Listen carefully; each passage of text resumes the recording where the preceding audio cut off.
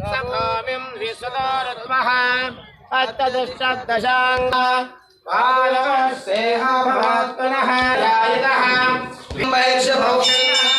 पुरुषं जातमग्रतः तेन देव अयजन्तः साध्याहृदयश्चये ॐ नमस्ते यत्र भगवन् विश्वेश्वराय महादेवाय त्र्यम्बकाय त्रिपुरान्तकाय त्रिकाग्निकालाय कालाग्निरुद्राय नीलकण्ठाय मृत्युञ्जयाय सर्वेश्वरं वेदा पुष्पवान् प्रजावान् पशवान् भवति या एवं वेदा योपामायतनं वेदा आयतनवान् भवति पुष्पं धारयामि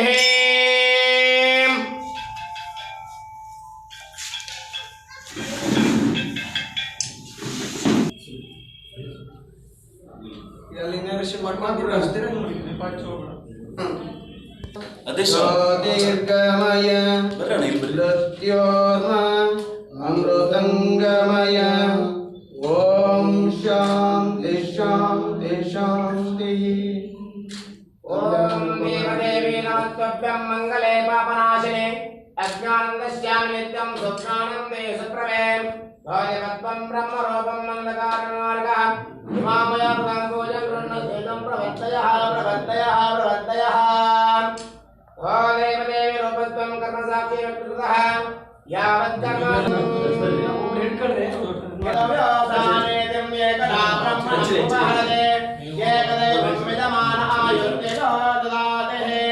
पूर्णभाद्रादिवं दर्शयामि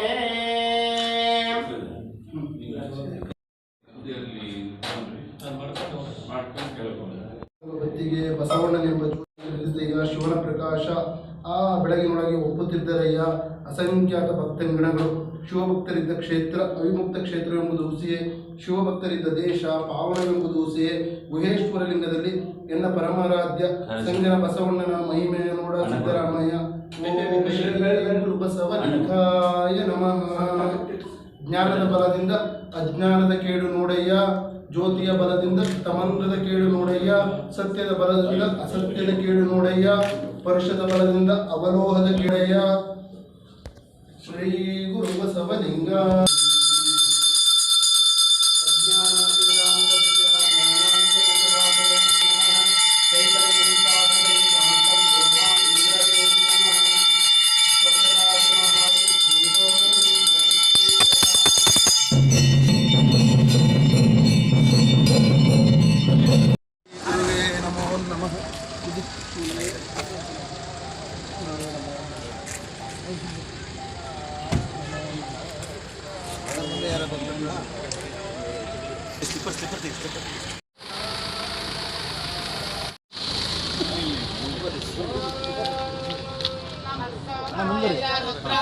नमस्ताम्बाय जरुणाय च नमः शंगाय च पशुपतये च नमोग्राय च भीमदेवदाय च दूरे वदाय च नमो हन्त्रे च मनीयसे च नमो वृक्षेभ्यो हरिकेशेभ्यो नमस्ताराय च शम्भवे च मयो भवे च नमः शंकराय च महेश्वराय च नमः शिवाय च शिवतराय च नमस्तेर्चाय च कौल्याय च नमः भार्याय च भार्याय च नमः प्रतल्लाय च तरुणाय च नमः आतर्याय च लक्ष्याय च नमः षष्ट्याय च वेण्याय च नमः सकत्याय च प्रवय्याय च ओम सहनाववतु सहनौ भुनक्तु सह वीर्यं करवावहै तेजस्विनावधीतमस्तु मा विद्विषावहै ओम तत्संयोरारुणीमहे घातुं यज्ञाय घातुं यज्ञपतये नैवेद्यस्तु नः स्वस्तिर्मानुषेभ्यः ऊर्ध्वं जिगाति भेषजं शं नो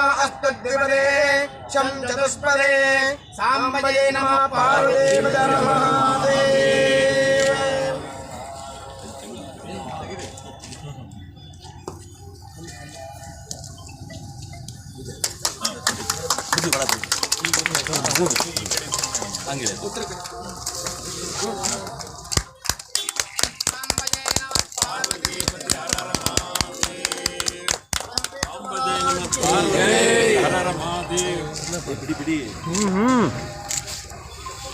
ಈ ರಿಪೋರ್ಟ್ನಾರು ಸ್ವಲ್ಪ ಗಡಿಬಿಡಿ ಜಾಸ್ತಿ ಹಂಗೆ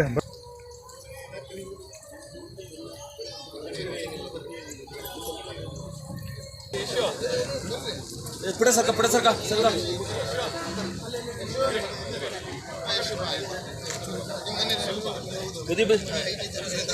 ಅಧ್ಯಕ್ಷರು ಓಕೆ ಎಲ್ಲ ನೋಡಿ ಸ್ವಲ್ಪ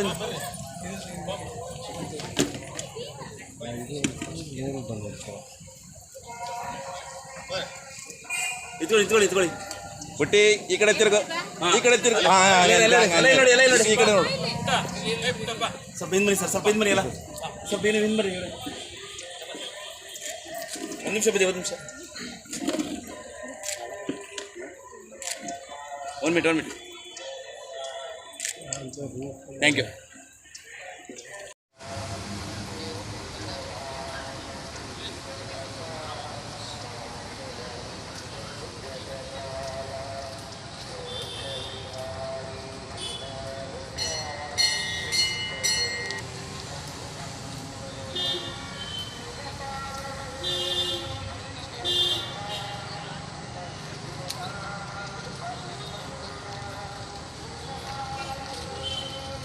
ನಮಸ್ಕಾರ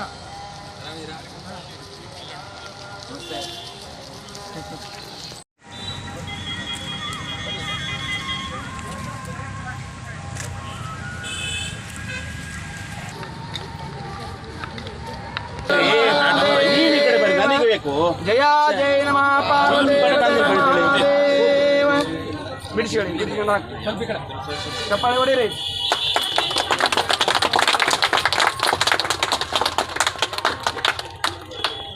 ಬುದ್ಧಿ ಒಂದು ನಿಮಿಷ ಅಲ್ಲೇ ಬುದ್ಧಿ ಅಲ್ಲೇ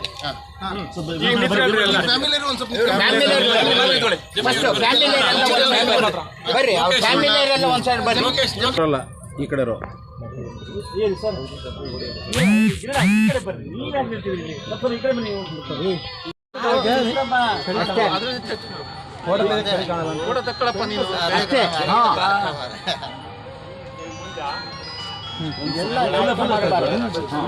ಪಾಪ ಅವರು ದಾನಿಗಳು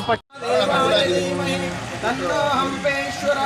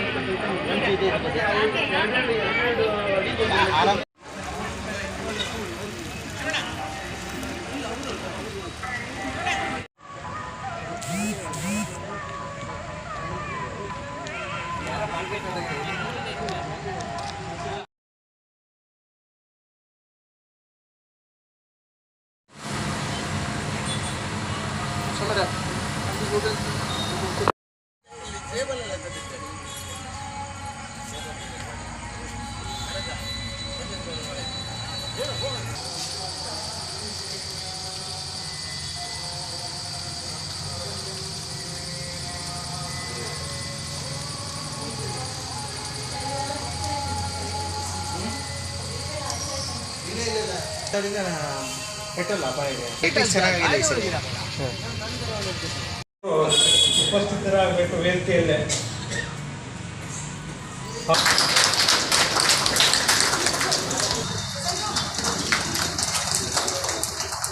ಹಾಗೂ ಈ ದಿನದ ಕಾರ್ಯಕ್ರಮದ ನಿರೂಪಣೆಯನ್ನು ನೆರವೇರಿಸಿಕೊಡ್ತಕ್ಕಂಥ ನಮ್ಮ ಸಮಾಜದ ಕಾರ್ಯದರ್ಶಿಯವರಾಗಿರ್ತಕ್ಕಂಥ GS ಬಸವರಾಜ್ ಇವರನ್ನು ಸಹ ಶ್ರೀ ವಿವರಿಸಿಕೊಡ್ತಕ್ಕಂಥ ಅಕ್ಕನಬಳದೂರು ಶ್ರದ್ಧಾ ಮಂಡಳಿ ಇವರನ್ನು ಸಹ ಶ್ರೀ ಅನ್ನಪೂರ್ಣೇಶ್ವರಿ ಇವರನ್ನು ಚೆಂದಗಾಣಿಸಿಕೊಡಬೇಕಾಗಿ ತಮ್ಮಲ್ಲಿ ಹೃತ್ಪೂರ್ವಕ ವಿನಂತಿಸಿಕೊಳ್ತಾ ಅವರನ್ನು ಸಹ ಆಧಾರಪೂರ್ವಕವಾಗಿ ಸ್ವಾಗತ ಬಯಸುತ್ತೇನೆ. ಈ ಒಂದು ಕಾರ್ಯಕ್ರಮಕ್ಕೆ ಎಲ್ಲರೂ ಆಗಮಿಸಿರುತ್ತೀರಿ. ಸ್ವಾಗತ ಚನ್ನಬಸಪ್ಪ ಬಿ ಬಾಣಾವರವರಿಗೆ ಧನ್ಯವಾದಗಳು. ಈಗ ಉದ್ಘಾಟನೆಯನ್ನು ಪೂಜ್ಯ ಶ್ರೀ ಡಾಕ್ಟರ್ ಶ್ರೀಮನ್ ನಿರಂಜನ ಜಗದ್ಗುರು ಶ್ರೀ ಮಲ್ಲಿಕಾರ್ಜುನ ಮುರುಘರಾಜೇಂದ್ರ ಮಹಾಸ್ವಾಮಿಗಳು ಅನಂತಪುರ ಬರೀ ಒಂದು ನಿಮಿಷ ಕಡೆ ಸರ್ ಒಂದು ನಿಮಿಷ. ಎಂಬ ತೈಲವು ನೆರೆದು ಆಚಾರವೆಂಬ ಬತ್ತಿಗೆ ಬಸವಣ್ಣನೆಂಬ ಜ್ಯೋತಿಯ ಮುಟ್ಟಿಸಲು ದೊಳಗಿ ಬೆಳಗಿದ್ದಿತಯ್ಯ ಶಿವನ ಪ್ರಕಾಶ. ಆ ಬೆಳಗಿನೊಳಗೆ ಒಪ್ಪುತ್ತಿದ್ದರಯ್ಯ ಅಸಂಖ್ಯಾತ ಭಕ್ತಗಣಗಳು. ಶಿವಭಕ್ತರಿದ್ದ ಕ್ಷೇತ್ರ ಅವಿಮುಕ್ತ ಕ್ಷೇತ್ರವೆಂಬುದು ಹುಸಿಯೇ, ಶಿವಭಕ್ತರಿದ್ದ ದೇಶ ಪಾವನವೆಂಬುದು ಹುಸಿಯೇ. ಗುಹೇಶ್ವರ ಲಿಂಗದಲ್ಲಿ ಎಲ್ಲ ಪರಮಾರಾಧ್ಯ ಸಂಗನ ಬಸವಣ್ಣನ ಮಹಿಮೆಯ ನೋಡ ಸಿದ್ದರಾಮಯ್ಯ. ಓಂ ಶ್ರೀ ಗುರು ಬಸವಲಿಂಗಾಯ ನಮಃ.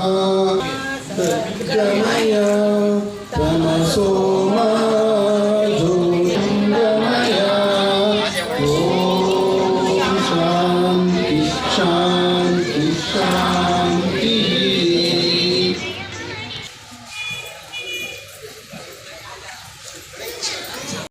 2005 ಇಸ್ವಿಯಲ್ಲಿ ಈಜುಗೊಳ್ಳೋದು ಕೆಲಸ ಮಾಡಬೇಕಾದ್ರೆ ಭಾಳ ಕಷ್ಟಪಟ್ಟಿದ್ವಿ. ಉಪಾಧ್ಯಕ್ಷರು ಅದರದ್ದು ಜನ ಹುಡ್ಕೊಂಡು ಬಂದರೆ ಅಲ್ಲಿ ಕೆಳಗೆ ಇಳಿತಾನೇ ಇರಲಿಲ್ಲ ಯಾರು. ಅದರಲ್ಲಿ 10 ಹೆಣ ಇದೆ, 11 ಹೆಣ ಇದೆ ಅನ್ಕೊಂತ ಯಾರೂ ಮುಟ್ತಾನೇ ಇರಲಿಲ್ಲ. ಅಂತೂ ಯಾರ್ಯಾರನ್ನೂ 2 ಜನ ಕರ್ಕೊಂಬಂದು ಬಿಟ್ಟರು, ಅವ್ರು ತೆಗಿಲಿಲ್ಲ. ಕೊನೆಗೆ ಹೊಸನಗರದವ್ರನ್ನ ಯಾರನ್ನೂ ಕರ್ಕೊಂಡು ಬಂದುಬಿಟ್ಟು ಅದನ್ನು ತೆಗೆಸಿ ಕ್ಲೀನ್ ಮಾಡಿಸಿ ಎಲ್ಲ ರೆಡಿ ಮಾಡಿದ ಮೇಲೆ ಒಂಥರ ಕಲ್ಲು ಹಾಕಿ ಬೌಂಡ್ರಿ ಫಿಕ್ಸ್ ಮಾಡಬೇಕಾಗಿತ್ತು. ನಾವು ಫಿಕ್ಸ್ ಮಾಡಬೇಕಾದ್ರೆ ಗಣಪತಿಯವರು ಬಂದಿದ್ದಾರೆ ಈಗ ಇಲ್ಲಿ. ಕಲ್ಲು ತಂದು ಇಳಿಸ್ಬಿಟ್ರು. ಒಂದು ದಿವಸ ರಾತ್ರಿ ಬೆಳಗಾಗಾದ್ರೆ ನಾವು ಕಲ್ಲು ಹಾಕಿದ್ದೀವಿ. ಅದನ್ನು ಎಲ್ಲ ಸಮಾಜ ಬಾಂಧವರು ಸೇರ್ಕೊಂಡಿದ್ದಾರೆ. ಅದರಲ್ಲಿ ಸೇರ್ಕೊಂಡು ಬೆಳಗಾಗದಾಗ ಹಾಕಿದ್ದೀವಿ. ಅಲ್ಲೊಂದು ಅಮ್ಮ, ಕ್ರಿಶ್ಚಿಯನ್ ಅಮ್ಮ, ಒಂದು ಟಾಯ್ಲೆಟ್ ಇತ್ತಲ್ಲಿ. ಆ ಟಾಯ್ಲೆಟ್ ತೆಗಿಬೇಕಾದ್ರೆ ಭಾಳ ತೊಂದರೆ ಕೊಡ್ತಿತ್ತು. ಆದರೆ ಆ ಎಮ್ಮನ್ನು ಮಾತಾಡ್ಸೋಕ್ಕೆ ಯಾರು, ನಾವು ಗಂಡಸರು ಮಾತಾಡ್ಸೋಂಗಿಲ್ಲ. ಉಪಾಧ್ಯಕ್ಷ ಅಲ್ಲೇ ನಿಂತ್ಕೊಂಡು ಅಲ್ಲೇ ನಮ್ಮ ಮಾಜಿ ಅಧ್ಯಕ್ಷರಿಗೆ ಹೇಳಿದರು. ನಮ್ಮ ಅಮ್ಮನಿಗೆ ಫೋನ್ ಮಾಡಿ ಹೇಳಿದರು.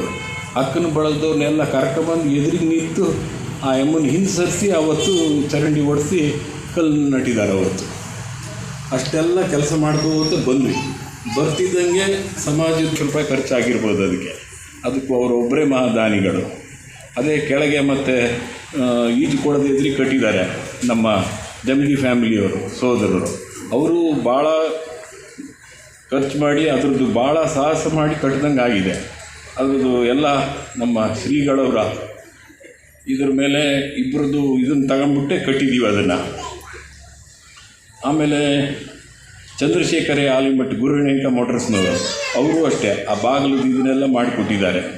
ಅಚಲಶ್ರೀ ಕುಟುಂಬದವರು ಬೆಂಗಳೂರು, ಅವರು ಅಷ್ಟೇ. ವೀರಪ್ಪಯ್ಯನವರು ಕುಟುಂಬದವರು ಬೆಂಗಳೂರು, ಅವರು ಅಷ್ಟೇ. ಸರೋಜಕ್ಕ, ಇವೆಲ್ಲ ಸುವಾಸ ಹಿಂದೆ ಇರೋದ್ರಿಂದನೇ ನಾವು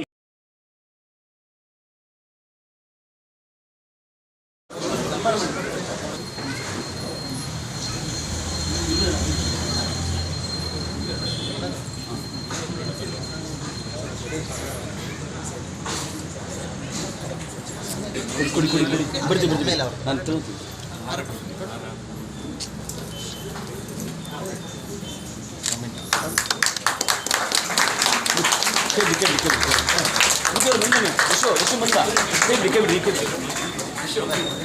ಸ್ವಲ್ಪ ಹಿಂದಿರಿ ಅದು ಸ್ಟ್ರೈಟ್ ಮಾಡಿ ಅಣ್ಣ ಅಲ್ಲೇ ರೀ.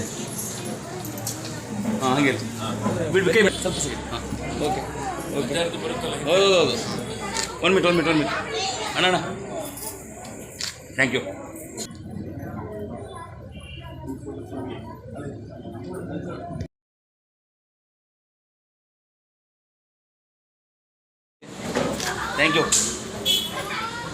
ಒಂದು ಒಳ್ಳೆಯ ಉತ್ತಮವಾದಂಥ ಒಂದು ದಾನವನ್ನು ನೀಡಿರ್ತಾರೆ. ಅವರಿಗೂ ಕೂಡ ಸಮಾಜದ ಪರವಾಗಿ ಧನ್ಯವಾದಗಳನ್ನು ಅರ್ಪಿಸ್ತಾ ಇದ್ದೇನೆ.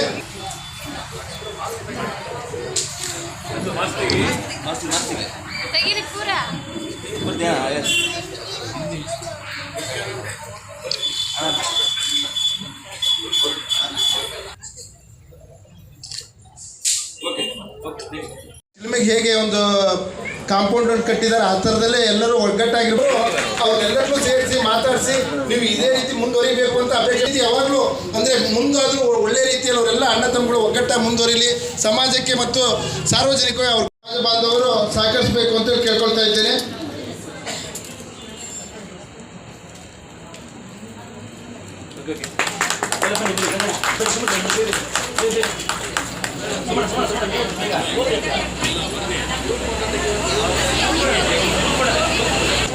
Okay thank you.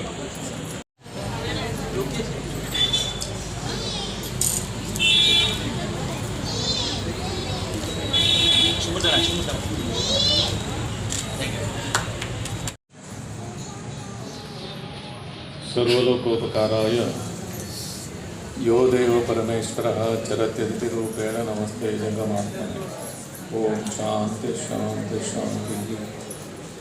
ಪ್ರಾತಸ್ಮರಣೀಯರಾದ ಬಸವಾದಿ ಪ್ರಮುಖರನ್ನು ಸ್ಮರಿಸಿ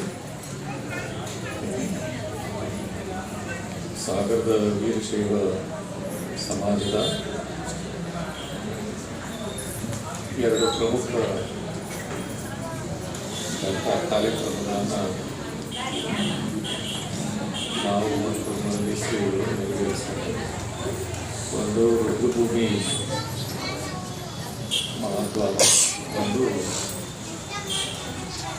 ಸರೋವರದ ಮಹಾದ್ವಾರ.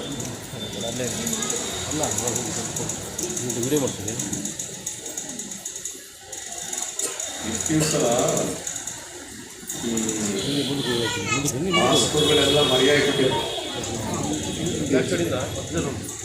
ಜನ ಎಷ್ಟು ಸಲೀಸಾಗ್ಬಿಟ್ಟಿದ್ರು ಅಂದರೆ ಮಾಸ್ಕ್ ಬೇಡ, ಯಾವುದು ಬೇಡ, ಎಲ್ಲ ಆರಾಮಾಗಿರ್ತೀವಿ, ಗೆದ್ಬಿಟ್ಟು ಕೊರೋನಾ ಅಂತೇಳಿ ಭಾಳ ನಿರ್ಧಾರವಾಗಿ ಅಡ್ಡಾಡ್ತಿದ್ರು. ಮತ್ತೀಗ ಶುರು ಆಯ್ತು ನೋಡ್ರಿ ಕೊರೋನಾ ಅಂತೇಳಿ. ಇವತ್ತು ಶಿವಮೊಗ್ಗದಲ್ಲಿ ಒಂದು ಲಾಕ್ಡೌನ್ ಅಂತೆ, ಸೀಲ್ ಡೌನ್ ಅಂತೆ, ಸಾಗರದಲ್ಲೂ ಏನೋ ಮತ್ತೆ ಆಗಿದೆ ಪರಿಸ್ಥಿತಿ. ಈಗ ಮತ್ತೊಂದಿಷ್ಟು ಅಲ್ಲಲ್ಲಿ ಮಾಸ್ಕ್ಗಳು ಕಾಣ್ತಾರೆ. ಆದರೆ ಇನ್ನೂ ಭಾಳ ಜನ ಅದ್ರ ಕಡೆ ಲಕ್ಷ್ಯ ಕೊಟ್ಟಿಲ್ಲ. ಉದಾಸೀನ ಮಾಡಬೇಡ್ರಿ, ಹಾಕ್ಕೊಳ್ಳಿ. ನಿಮ್ಮ ಸಲುವಾಗಿ ಹಾಕ್ಕೊಳ್ದಿದ್ರು ಬೇರೆಯವ್ರ ಸಲುವಾಗ್ಯಾರ ಹಾಕ್ಕೊಳ್ಳಿ, ಬೇರೆಯವ್ರಿಗೆ ತೊಂದರೆ ಕೊಡಬೇಡ. ಹಿಂದಿನ ಕಾಲದಾಗೆ ವ್ಯವಸಾಯ ಮಾಡ್ಬೇಕಾದ್ರೆ ಈ ಹರಗಲು ಅಂತ ಮಾಡ್ತಿದ್ರು. ಬೆಳೆ ಬಂದ್ಮೇಲೆ ಅವಾಗ ಎತ್ತುಗಳು ಆ ಬೆಳೆ ತಿಂತವೆ ಅಂತೇಳಿ ಅವ್ರ ಬಾಯ್ಗುಕ್ಕೆ ಅಂತ ಕಲಿಸಿಲ್ಲ. ಅವು ಬಹುಶಃ ಶಾಪ ಕೊಟ್ಟು ಒಂದು ಕಾಡ್ತಿದ್ರು. ನಾವು ಕಷ್ಟಪಟ್ಟು ಬೆಳೆದನ್ನು ಒಂದಿಷ್ಟು ಬಾಯಿ ತಿಂತೀವಿ ಅಂತ ಅವಕಾಶ ಕೊಡಲಿಲ್ಲ. ನೀವು ನೋಡ್ರಿ, ಎಲ್ಲ ಮುಖ ಬಾಯ್ಗುಕ್ಕೆ ಹಾಕಿಸ್ತೀವಿ. ಇದು ಮನುಷ್ಯನಿಗೆ ಒಂದು ರೀತಿ ಬುದ್ಧಿ ಕಲಿಸ್ಲಿಕ್ಕೆ ಬಂದಿದೆ ಅಂತ ಈ ಕೋವಿಡ್. ಅದು ನಾವು ಅದನ್ನು ಅರ್ಥ ಮಾಡ್ಕೊಳ್ಳಲ್ಲ. ಇಂಥದ್ದು ಎಷ್ಟು ಬಂದ್ರೂ ಮತ್ತೆ ಅದನ್ನ ಮತ್ತೆ ದಾಟಿ ಹೋಗಿರ್ತೀವಿ ಗೆದ್ದೆ. ಅದಕ್ಕೆ ಇವೇನು ಕೋವಿಡ್ ನಿಯಮಗಳಿದಾವೆ, ಮಾಸ್ಕ್ ಧರಿಸ್ಕೊಳ್ಳಿ, ಅಂತರ ಕಾಯ್ಕೊಳ್ಳಿ, ಪರಿಸರ ಸ್ವಚ್ಛವಾಗಿರ್ರಿ, ಕೈ ತೊಳ್ಕೊಳ್ಳಿರಿ, ಇವೇನಿದಾವಲ್ಲ ಇವನ್ನ ಬಸವಣ್ಣನವರು 12ನೇ ಶತಮಾನದಲ್ಲಿ ಒಂದು ವಚನದಲ್ಲಿ ಹೇಳಿದ್ದಾರೆ. ಏನು ಹೇಳಿದ್ದಾರೆ ಅಂದರೆ ಈ ಕೋವಿಡ್ ನಿಯಮಗಳನ್ನೇ ಹೇಳಿದ್ದಾರೆ. ಅತ್ತಲಿತ್ತ ಹೋಗದಂತೆ ಕಳವನ ಮಾಡಯ್ಯ ತಂದು, ಸುತ್ತಿ ಸುಳಿದು ನೋಡದಂತೆ ಅಂತಕನ ಮಾಡಯ್ಯ ತಂದು, ಮತ್ತೊಂದು ಕೇಳದಂತೆ ಕಿವುಡನ ಮಾಡಯ್ಯ ತಂದು, ಅನ್ಯ ವಿಷಯ ಕೇಳಿಸದಂತೆ ಇರಿಸು ಕೂಡಲ ಸಂಗಮ. ಎಷ್ಟು ಚೆನ್ನಾಗಿ ಹೇಳಿದಾರೆ ನೋಡ್ರಿ. ಈಗ ಅಂತ ಕೋವಿಡ್ ನಿಯಮಗಳನ್ನೇ ಹೇಳ್ಬಿಟ್ಟಾರ. ಯಾರಾದ್ರೂ ಹಿಂಗೆ ಕೇಳ್ಕೊಂತಾರೆ, ನಾವು ದೇವ್ರನ್ನ ನನ್ನನ್ನು ಹೇಳೋದು ಮಾಡು ಕೂಡು ಅಂತೇಳಿ ಯಾರಾದ್ರೂ ಕೇಳ್ಕೊಂತಾರ? ಕಣ್ಣು ಬರಲಿ, ಕಿವಿ ಕೇಳ ಅಂತ ಹೇಳಿ, ಕಾಲು ಇರ್ಲಪ್ಪ ಅಂತ ಕೇಳ್ಕೊಳ್ಳೋರೇ ಎಲ್ಲರು. ಆದ್ರೆ ಬಸವಣ್ಣರು ಹಿಂಗೆ ಯಾಕೆ ಕೇಳಿದ್ರು ಅಂತ ಒಂದು ಕ್ಷಣ ಯೋಚನೆ ಮಾಡೋದು ಎಲ್ಲರೂ. ಅತ್ತ ಇತ್ತ ಹೋಗದಂತೆ. ಎಷ್ಟು ಚೆನ್ನಾಗಿದೆ ನೋಡ್ರಿ ಅದು. ಅತ್ತ ಮತ್ತು ಇತ್ತ, ಅತ್ತ ಇತ್ತ. ಈ ಜಟಕಾಗಳು ಅಂತಿದ್ದು ಹಿಂದಿನ ಕಾಲದಲ್ಲಿ ಜಟಕ ಗಾಡಿ ಇತ್ತ. ಆ ಜಟಕ ಕುದುರೆಗೆ ಕಣ್ ತಪ್ಪಂತ ಹಾಕಾರ. ಯಾಕೆ ಹಾಕಾರ ಗೊತ್ತೇನು? ಕುದುರೆ ನೇರವಾಗಿ ನೋಡ್ಕೊಂತ ಹೋಗ್ಲಿ, ಆ ಕಡೆ ಈ ಕಡೆ ನೋಡ್ಕೊಂತ ಹೋಗ್ಬಾರ್ದು. ಯಾವ್ದಾರ ಹಸ್ರನ್ ಹೊಲ ಕಾಣ್ತಿದ್ರು ಎಲ್ಲ ಹೇಳ್ಬಿಟ್ಟದ್ದು ಹುಲ್ಗಿಲ್ ನೋಡಿ ಅಂತೇಳಿ ಅದಕ್ಕೆ ಕಣ್ ತಪ್ಪ ಹಾಕ. ಇದನ್ನೇ ಬಸವಣ್ಣವರು ಅತ್ತ ಇತ್ತ ನೇರವಾಗಿ ನಡೆಯಿರಿ. ಏನು ದಾರಿ ಗುರಿ ಇದೆಯೋ ಆ ಗುರಿ ಮಾತ್ರ ತಪ್ಪೆ. ಸುಮ್ಮನೆ ಆ ಕಡೆನೂ ಹೋಗೋದು ಈ ಕಡೆನೂ ಹೋಗೋದು ಅದು ಇದು ನೋಡ್ಕೊಂತ ಮಾಡ್ಬೇಕಾಗ್ತದೆ. ಅರ್ಥ ಇರ್ತ ಹೋಗ್ತೇವೆ. ಅಂತ ಸಂದರ್ಭ ಬಂತು ಅಂದ್ರೆ ನನಗೆ ಕಾಲಿಲ್ಲ ಅಂತ ಮಾಡಿಬಿಡು, ಎಳವನ್ನ ಮಾಡಿಬಿಡು, ಅವಾಗ ಹೋಗೋದು ತಪ್ಪೇ ಬಿಡುತ್ತೆ. ಚೆನ್ನಾಗಿದೆಯಲ್ಲ. ಇದನ್ನೇ ಈಗ ಏನಾದ್ರು ಮೊನ್ನೆ ಕೋವಿಡ್ ಬಂದಾಗ ಸುಮ್ಮನೆ ತಿರುಗಬೇಡ್ರಿ, ಮನೆಯೊಳಗೆ ಇರ್ರಿ, ಮನೆಯೊಳಗೆ ಇರ್ರಿ. ಎಷ್ಟು ಚೆನ್ನಾಗಿದೆಯಲ್ಲ ಇದು ಬಸವಣ್ಣವರ ಸೂತ್ರ. ಸುತ್ತಿ ಸುಳಿದು ನೋಡಿ, ಸುತ್ತಿ ಸುಳಿದು ಅಂದ್ರೆ ಆ ಕಡೆ ಈ ಕಡೆ ಅಂತ. ಕಣ್ಣು ಬಹಳ ಚಂಚಲ, ಕಣ್ಣೇ ಬಹಳ ಚಂಚಲ, ಎಲ್ಲದಕ್ಕೂ ಕಾರಣ ಕಣ್ಣೆ. ಅದು ಏನ್ ಮಾಡುತ್ತೆ ಅಂದ್ರೆ ಒಂದೇ ಕಡೆ ನೋಡಲ್ಲ, ಈ ಕಡೆನೂ ನೋಡುತ್ತೆ, ಈ ಕಡೆನೂ ನೋಡುತ್ತೆ, ಸುತ್ತಲೂ ನೋಡುತ್ತೆ, ಎಲ್ಲ ಕಡೆ ನೋಡ್ತಲ್ಲ. ನೋಡ್ಬಾರ್ದನ್ನೆಲ್ಲ ನೋಡ್ಬೇಕು ಅನ್ಸುತ್ತಲ್ಲ, ಅವಾಗ ನನಗೆ ಕಣ್ಣೇ ನಾನು ತಿಳ್ಕೊಂಡ್ಬಿಡು, ಅವಾಗ ಕಣ್ಣೇ ಕಾಣಬಾರ್ದು, ಅತ್ಲಾಗಿಲ್ಲ ನೋಡ್ಬೇಕು ಅಂದ್ರೆ. ಈಗ ಎಂತ ಸಂದೇಶ ಇದೆ ಇದರಲ್ಲಿ. ಮತ್ತೊಂದು ಕೇಳದಂತೆ, ಕೇಳಬೇಕಾದ್ದನ್ನು ಕೇಳುವುದಿಲ್ಲ, ಕೇಳಬಾರ್ದು ಕೇಳೋದು, ತಿನ್ನಬಾರ್ದಂಗೆ ತಿನ್ನೋದು, ಕುಡಿಬಾರ್ದಂಗೆ ಕುಡಿಯೋದು, ಮಾಡಬಾರ್ದಂತೆ ಈಗ ಮಾಡ್ತವೆ, ಕಾಲು ಹೋಗ್ಬಾರ್ದು ಕಡೆಗೆ ಹೋಗ್ತವೆ. ಇಂಥ ಸಂದರ್ಭ ಬಂದಾಗ ನನ್ನ ಹೇಳೋದು ಮಾಡು, ನನ್ನನ್ನು ಕೂಡೋದು ಮಾಡು, ನನ್ನನ್ನು ಕಿವಳೋದು ಮಾಡು, ಮತ್ತೊಂದಕ್ಕೆ ಕೇಳಿಸದಂತೆ ಮತ್ತೊಂದು ಅಂತ ಹೇಳಿದ್ರು, ಒಂದು ಅಂತ ಹೇಳಿಲ್ಲ, ಮತ್ತೊಂದು ಅಂತ ಹೇಳಿದ್ರು. ಒಂದು ಆದ್ಮೇಲೆ ಮತ್ತೊಂದು ಬಯಸೋ ಜನ ನಾವು, ಮನುಷ್ಯನ ಸ್ವಭಾವ. ಅದಕ್ಕೆ ಮತ್ತೊಂದನ್ನು ಬಯಸದಂತೆ ಇರಿಸು. ಇದು ಬಹುಶಃ ಈ ಕೋವಿಡ್ ನಿಯಮಗಳು. ಅದಕ್ಕೆ ನಾವು ತಿಳ್ಕೋಬೇಕು, ನಮಗೆಲ್ಲ ಸಂಯಮ ಜೀವನವನ್ನು ಕಲಿಸ್ಲಿಕ್ಕೇನೆ ಇದು ಬಂದಿದೆ ಅನ್ನೋದು. ಯಾವುದೂ ಶಾಶ್ವತ ಅಲ್ಲ, ಎಲ್ಲವೂ ಅನಿತ್ಯ. ಅನಿತ್ಯಾನಿ ಶರೀರಾಣಿ ವಿಭವೋ ನೈವ ಶಾಶ್ವತ. ನಿತ್ಯಂ ಸನ್ನಿಹಿತೋ ಮೃತ್ಯು ಕರ್ತವ್ಯೋ ಧರ್ಮ ಸಂಗ್ರಹ. ಇದೊಂದು ಮಾತ್ರ ಏನು, ಈ ಶರೀರ ನಶ್ವರವಾದದ್ದು, ಅನಿತ್ಯಾಣಿ ಅನಿತ್ಯವಾದದ್ದು, ವಿಭವೋ ಶಾಶ್ವತ. ಶಾಶ್ವತ ವಿಭವ ಅಂದ್ರೆ ಸಂಪತ್ತು, ಯಾವುದು ಶಾಶ್ವತ ಅಲ್ಲ. ಶರೀರ ಶಾಶ್ವತ ಅಲ್ಲ, ಸಂಪತ್ತು ಶಾಶ್ವತ ಅಲ್ಲ.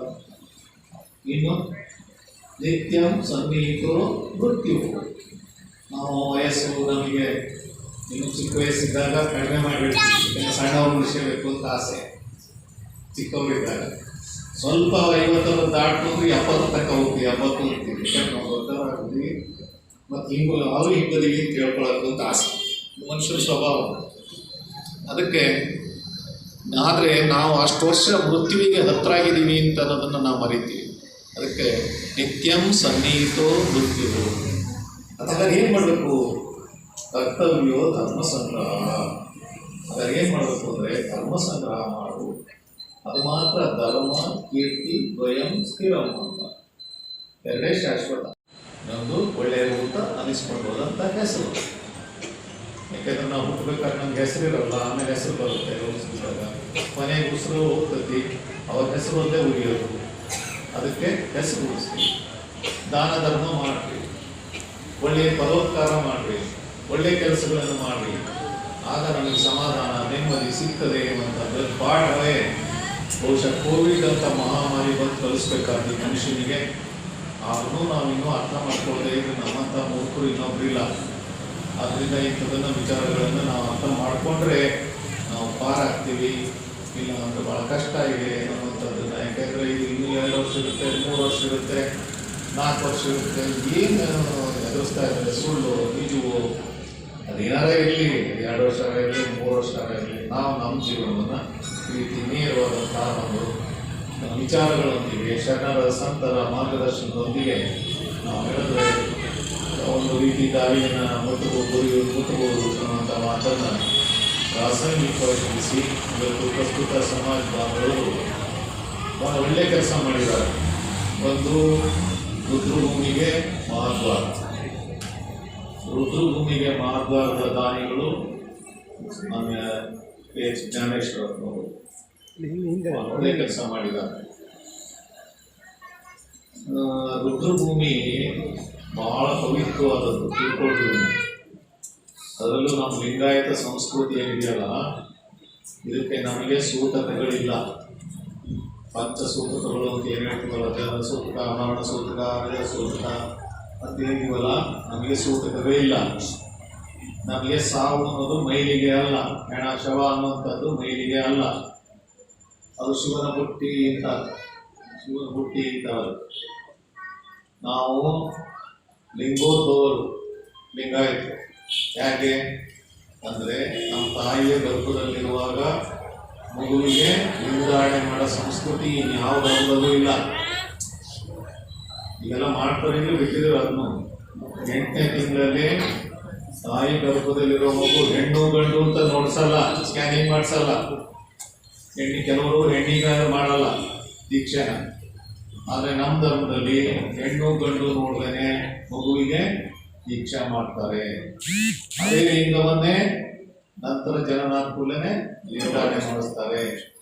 8ನೇ ವಯಸ್ಸಿಗೆ ದೀಕ್ಷೆ ಮಾಡಿಸ್ತಾರೆ. ನಂತರ ನಮ್ಮ ಜೊತೆಲೇ ಇದ್ದು ಕೊನೆಗೆ ಲಿಂಗದೊಂದಿಗೆ ಬರ್ತೀವಿ, ಲಿಂಗದೊಂದಿಗೆ ಇರ್ತೀವಿ, ಲಿಂಗದಲ್ಲಿಯೇ ಲೀನವಾಗ್ತೀವಿ. ಇದು ನಮ್ಮ ಸಂಸ್ಕೃತಿ, ತಿಳ್ಕೋಬೇಕು. ಹಾಗಾಗಿ ಆ ಶವ ಅನ್ನುವಂಥದ್ದು ಏನಿದೆಯಲ್ಲ, ಅದಕ್ಕೆ ಬಹಳ ಮಹತ್ವ ಇದೆ. ಹಾಗಾಗಿ ನಾವು ಯಾಕೆ ಸ್ನಾನ ಮಾಡಬೇಕು, 3 ತಿಂಗಳು ಮೈಲಿಗೆ ಆಗ್ತತಿ ಅನ್ನೋದು ಯಾಕೆ ಬಂತು ಅಂದರೆ, ರೋಗ ರುಜಿನಗಳಿಗಾಗಿ ಸ್ವಚ್ಛತೆಯ ದೃಷ್ಟಿಯಿಂದ ಬಂತೆ ಹೊರತು ಅದು ಮೈಲಿಗೆ ಸೂಕ್ತ ಅಂತ ಅಲ್ಲ. ಸೂಕ್ತ ಅಂತ ಭಾವಿಸಬಾರ್ದು. ಬೇರೆ ಧರ್ಮಗಳಲ್ಲಿ ಸೂಕ್ತ ಇದೆ, ಅದು ನಮ್ಮ ಧರ್ಮದಲ್ಲಿ ಸೂಕ್ತ ಇಲ್ಲ. ಅದನ್ನು ಸ್ನಾನ ಮಾಡಿಸಿ ಪೂಜೆ ಮಾಡಿ ಅದನ್ನು ಕಳಿಸ್ಕೊಡ್ತೀವಿ. ಶಿವನ ಬುಟ್ಟಿ ಎಲ್ಲಿಂದ ಬಂದಿದ್ದೀಯೋ ಅಲ್ಲಿಗೆ ಹೋಗ್ತಾ ಇದೆಯಾ ಅನ್ನುವಂಥ ಭಾವನೆಯನ್ನು ಇಟ್ಕೊಂಡು ಕಳಿಸ್ಕೊಡ್ತಾ ಇದ್ದೀವಿ. ಆಮೇಲೆ ಗುಡ್ಡಲ್ಲಿ ಅವರು ಮಾತು ಹೇಳಿದ್ರು, ಏನೋ ದೊಡ್ಡ ಭೂಮಿ ಮಾತು ಎಲ್ಲ ನಿಂತ್ಕೊಂಡು ಆ ಕೈಗೆ ನಿಂತ್ಕೊಂತಾರೆ ಕೊಂಡೋದವ್ರು. ಅವಾಗ ಅಪ್ಪಣೆ ಕೊಡ್ರಿ ಇರ್ತಾರೆ. ಅವಾಗ ಎಲ್ಲಿಗೊಬ್ರು ಕೊಟ್ರೇಶನ್ ಅಂತ ಇರ್ತಾರೆ. ಅವಾಗ ಅವ್ರೇನಂತ ಗೊತ್ತೇನು, ನೀ ಯಾರು ಹೇಳು, ನೀನು ಯಾರು, ನೀನು ಏನು ಮಾಡಿ ಬಂದಿದೀಯ ಅದನ್ನು ಹೇಳು, ಹೇಳಿದರೆ ಒಳ ಪ್ರವೇಶ, ಇಲ್ಲ ಅಂತ. ಅವಾಗ ನೀವು ಹೇಳಬೇಕು, ಇಂಥ ಒಳ್ಳೆ ಕೆಲಸ ಮಾಡಿದ್ದೀವಿ, ಇಂಥ ಕೆಲಸ ಮಾಡಿದ್ದಾನೆ, ಇನ್ನು ಒಳ್ಳೆ ಎನಿಸ್ಕೊಂಡಿದ್ದಾನೆ, ನಿನಗೆ ಪ್ರವೇಶ ಕೊಡಿ ಅಂತ ಕೇಳಬೇಕು. ಆಗ ನಿನಗೆ ಒಳ ಪ್ರವೇಶ ಅಂತ ಹೇಳ್ತಾರೆ. ಎಷ್ಟು ಚೆನ್ನಾಗಿದೆ ನಮ್ಮ ಧರ್ಮದಲ್ಲಿ.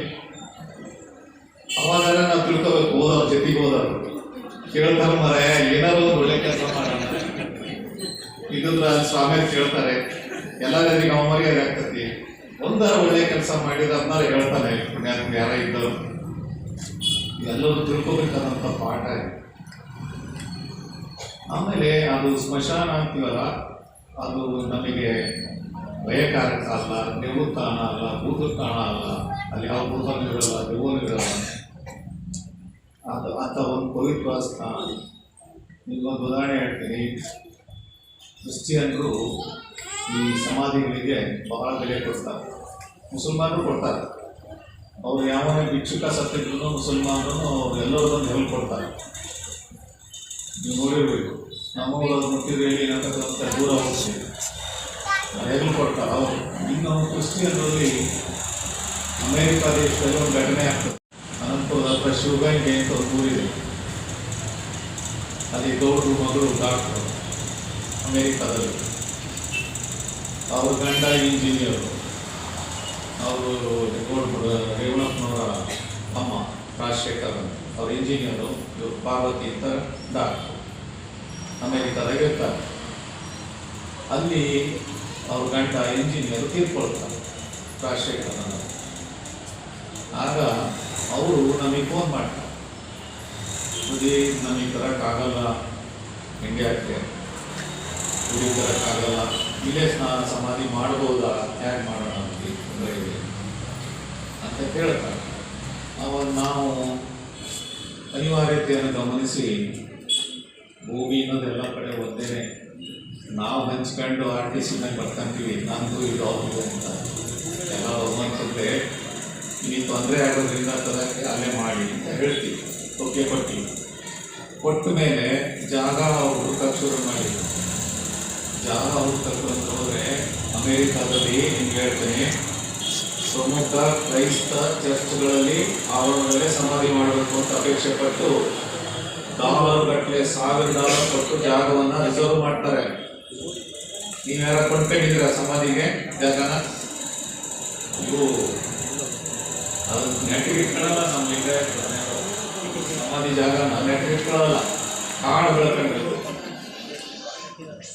ಅಲ್ಲಿ ಅವರು $1 ಗಟ್ಟಲೆ ದುಡ್ಡು ಕೊಟ್ಟು $1,000 ಕೊಟ್ಟು ಒಂದು ಚರ್ಚಿನ ಒಂದು ಜಾಗದಲ್ಲಿ ಸಮಾಧಿ ಜಾಗ ಕೊಂಡ್ಕೊಂತಾರೆ. ಅವಾಗ ಅಲ್ಲಿ ಒಂದು ಕತೆ ಹೇಳಿದ್ರು, ನಾನು ಕೇಳಿದೆ. ಪ್ರತಿಯೊಬ್ಬ ಅಮೇರಿಕನ್ ಪ್ರಜೆ ನನ್ನ ಕಾಯಂ ಮನೆ ಇದಲ್ಲ, ಇರೋ ಮನೆ ಅಲ್ಲ, ಅದೇ ನನ್ನ ಕಾಯಂ ಮನೆ ಅಂತ ಹೇಳಿ ಅದಕ್ಕೆ ಅವ್ರು ದುಡ್ಡು ಕೊಟ್ಟು ಪ್ರಮುಖ ಸ್ಥಳಗಳಲ್ಲಿ ರಿಸರ್ವ್ ಮಾಡ್ಕೊಂತಾರೆ. ಅದನ್ನ ಯಾಕೆ ಹೇಳ್ತೀನಿ ಅಂದ್ರೆ, ರುದ್ರಭೂಮಿಗೆ ಅದು ಮಹತ್ವ ಇದೆ ಅಂತ. ಹೆಸರು ನೋಡಿ ಹೆಂಗಿಟ್ಟಿದ್ದಾರೆ, ರುದ್ರಭೂಮಿ ಅಂತ. ಅಂದ್ರೆ ಶಿವನ ವಾಸಸ್ಥಾನ, ಭಗವಂತನ ವಾಸಸ್ಥಾನ. ಇಂಥದನ್ನ ಇವತ್ತು ಒಂದು ಮಹಾದ್ವಾರ ಮಾಡಿದ್ರು. ದ್ವಾರ ಅಂದ್ರೆ ಬಾಗಿಲು ಅಂತ, ದ್ವಾರ ಬಾಗಿಲು ಅಂತೇಳಿ, ದ್ವಾರ ಅಂದ್ರೂ ಅದೇ ಬಾಗಿಲು ಅಂದ್ರೂ ಅದೇ. ಆದ್ರೆ ಅದು ಮಹಾದ್ವಾರ ಅಂತ ಕರೀತಾರೆ. ಈ ಮಹಾನ ಶಬ್ದಕ್ಕೆ ಬಹಳ ಅರ್ಥ ಇದೆ, ವಿಶಾಲವಾದ ಅರ್ಥ ಇದೆ. ಸಣ್ಣ ಬಾಗಿಲು ಇರ್ತವೆ, ದೊಡ್ಡ ಬಾಗಿಲು ಇರ್ತವೆ. ಈ ಮನೆಗಳು ಇರ್ತವೆ. ಒಂದು ಅರಮನೆ ಅಂತ ಕರೀತಾರೆ, ದೊಡ್ಡ ಮನೆ ಅಂತ ಕರೀತಾರೆ. ಆದ್ರೆ ಬಸವಣ್ಣನವ್ರ ಮನೆಗೆ ಮಹಾಮನೆ ಅಂತ ಕರೆದು, ಬಸವಣ್ಣವ್ರ ಮನೆ ಅಂತ ಮಠ ಅಂತ ಕರೀಲಿಲ್ಲ, ಮಹಾಮನೆ ಅಂತ ಕರೆದು ಬಸವಣ್ಣವ್ರ ಮನೆ. ಯಾಕೆ ಮಹಾಮನೆ ಅಂತ ಕರೆದು ಅಂದ್ರೆ, ಅಲ್ಲಿ ಒಬ್ಬ ಕಳ್ಳ ಹೋದ್ರೆ ಹೊರಗಡೆ ಬರ್ಬೇಕಾದ್ರೆ ಅವ್ನು ಕಳ್ಳ ಆಗಿ ಬರ್ತಿರ್ಲಿಲ್ಲ, ಒಬ್ಬ ಶರಣನಾಗಿ ಬರ್ತಿದ್ದ, ಒಬ್ಬ ಸಜ್ಜನಾಗಿ ಬರ್ತಾ ಇದ್ದ, ಪರಿವರ್ತನೆ ಆಗ್ತಿದ್ದ. ಈ ಪರಿವರ್ತನೆಯ ಪವಾಡ ಹೇಗೆ ನಡೀತಿತ್ತು? ಬಸವಣ್ಣವ್ರ ಮನೆ ಒಳಗೆ ನಡೀತಿತ್ತು. ಅದಕ್ಕೆ ಬರೇ ಮನೆ ಇರಲಿಲ್ಲ, ಮಹಾಮನೆ ಅಂತ ಕರೆದು. ಅದೊಂದಕ್ಕೆ ಕರೆದಿದ್ದ ಪುರುಷ ಬಸವಣ್ಣವ್ರ ಮನೆ ಮಾತ್ರ ಮಹಾಮನೆ ಅಂತ ಕರೆದು. ಯಾಕೆಂದ್ರೆ ಹೃದಯ ಪರಿವರ್ತನೆ ಮಾಡುವಂತ ಕೆಲಸ ನಡೀತಿತ್ತು. ಹಾಗಾಗಿ ಮಹಾದ್ವಾರವನ್ನ ಜ್ಞಾನೇಶ್ವರಪ್ಪನವರು ನಿರ್ಮಾಣ ಮಾಡಿಕೊಟ್ಟಿದ್ದಾರೆ. ಜ್ಞಾನೇಶ್ವರಪ್ಪನವ್ರ ಬಗ್ಗೆ ನನಗೆ ಬಹಳ ಸಂತೋಷ ಆಗುತ್ತೆ. ಸಾಮಾನ್ಯ ಕುಟುಂಬದಿಂದ ಬಂದಂಥ ಅವ್ರ ಮೂಲ ಆರ್ಮೇಲೆ ನಮ್ಮ ಚಟಮಟ ಆರ್ಮೇಲೆ ಅವರು ಸಾಮಾನ್ಯ ಕುಟುಂಬದಿಂದ ಬಂದು ಇವತ್ತು ಸಣ್ಣದಾಗಿ ಉದ್ದಿಮೆಯನ್ನು ಆರಂಭ ಮಾಡಿ ಮತ್ತಿಷ್ಟು ದೊಡ್ಡ ಪ್ರಮಾಣದಲ್ಲಿ ಅವರು ಉದ್ಯಮಿಗಳಾಗಿದ್ದಾರಲ್ಲ, ಇದಕ್ಕೆ ಎಲ್ಲರೂ ಕೂಡ ಸಂತೋಷ ಪಡಬೇಕು. ನಾವು ಚೆನ್ನಾಗಿ ಬೆಳೆದಿದ್ದಾರೆ, ಶ್ರೀಮಂತರಾಗಿ ಗುರುತಿಸ್ಕೊಂಡಿದ್ದಾರೆ. ಇದೆಲ್ಲ ಶ್ರೀಮಂತರಾಗಿ ಗುರುತಿಸ್ಕೊಂಡಿದ್ದಾರೆ ಅನ್ನೋದು ಒಂದು ಭಾಗ. ಆದರೆ ಅಷ್ಟಕ್ಕಾಗಿ ನಾವು ಅವ್ರನ್ನ ಹಾಡಿ ಹೋಗಬೇಕಾಗಿಲ್ಲ. ಎಲ್ಲ ಶ್ರೀಮಂತರು ಭಾಳ ಜನ ಇದ್ದಾರೆ. ಆದರೆ ಶ್ರೀಮಂತಿಕೆಯನ್ನ ಸಮಾಜಕ್ಕಾಗಿ, ಸಾರ್ವಜನಿಕಕ್ಕಾಗಿ ಸದ್ವಿನಿಯೋಗ ಮಾಡ್ತಾ ಇದ್ದಾರಲ್ಲ, ಅದಕ್ಕೆ ನಾವು ಜ್ಞಾನೇಶ್ವರಪ್ಪನವ್ರನ್ನ ಅಭಿನಂದಿಸ್ತೀವಿ. ಈ ಹಿಂದೆ ಸಾಗರದ ಬ್ಲಡ್ ಬ್ಯಾಂಕಿಗೆ ನಮ್ಮನ್ನ ಕರೆದಿದ್ದು ಕಾರ್ಯಕ್ರಮ. ಆಗ ಆ ಬ್ಲಡ್ ಬ್ಯಾಂಕಿನ ದಾನಿಗಳಿಗೆ ಸನ್ಮಾನ ಅಂತ ಇಟ್ಕೊಂಡ್ರು. ಈಗ ನೀವೇ ಇಟ್ಕೊಂಡ್ರಿ ಅವ್ರು ನಮ್ಮನ್ನು ಕರೆದಿದ್ರು ಫಂಕ್ಷನ್ಗೆ. ಆಗ ಜ್ಞಾನೇಶ್ವರಪ್ಪನವರಿಗೆ ಸನ್ಮಾನ. ಯಾಕೆ ಅಂದರೆ 5.5 ಲಕ್ಷ ರೂಪಾಯಿಗಳನ್ನ ಬ್ಲಡ್ ಬ್ಯಾಂಕಿಗೆ ಅವರು ದಾನ ಮಾಡಿದ್ದಾರೆ. ಅದು ಸಾಮಾನ್ಯ ಅಲ್ಲ. ಎಲ್ಲರೂ ನೀವು ರಕ್ತ ಕುಡಿತೀನಿ ಅಂತಾರೆ ಹೊರತು ರಕ್ತ ಕೊಡ್ತೀನಿ ಅನ್ನೋದು ಭಾಳ ಕಡಿಮೆ. ನೀವು ರಕ್ತ ಕೊಡೋದೇನು ಅಂತ, ಆ ರಕ್ತ ಕೊಡ್ತೀನಿ ಅನ್ನೋದು ಭಾಳ ಕಡಿಮೆ. ರಕ್ತದ ಮಹತ್ವ ಎಷ್ಟು ಅನ್ನೋದು ನಿಮಗೆಲ್ಲ ಗೊತ್ತಿದೆ. ಹೆಂಗಂದ್ರೆ ಅಂಥ ಬ್ಯಾಂಕ್ಗಳು ಜಿಲ್ಲೆ ಬಂದಿರೋದೇ ಕಷ್ಟ ಇವತ್ತು ನಿರ್ಮಾಣ. ಅಂಥದ್ದು ಸಾಗರ ತಾಲೂಕಿನಲ್ಲಿ ನಿರ್ಮಾಣ ಆಗಿದೆ ಅಂತಂದರೆ ಅದು ಇಂಥ ದಾನಿಗಳಿಗೆ ಸಾಧ್ಯ ಆಯಿತು. ಅವತ್ತು ಇನ್ನೂ ಒಬ್ಬರು ಬ್ಯಾಂಕ್ ಸನ್ಮಾನ ಮಾಡಿಸಿದ್ರು. ಅವ್ರು ಇನ್ನೂ ಕೊಡ್ತೀನಿ ಅಂತಾರೆ ಅವರು.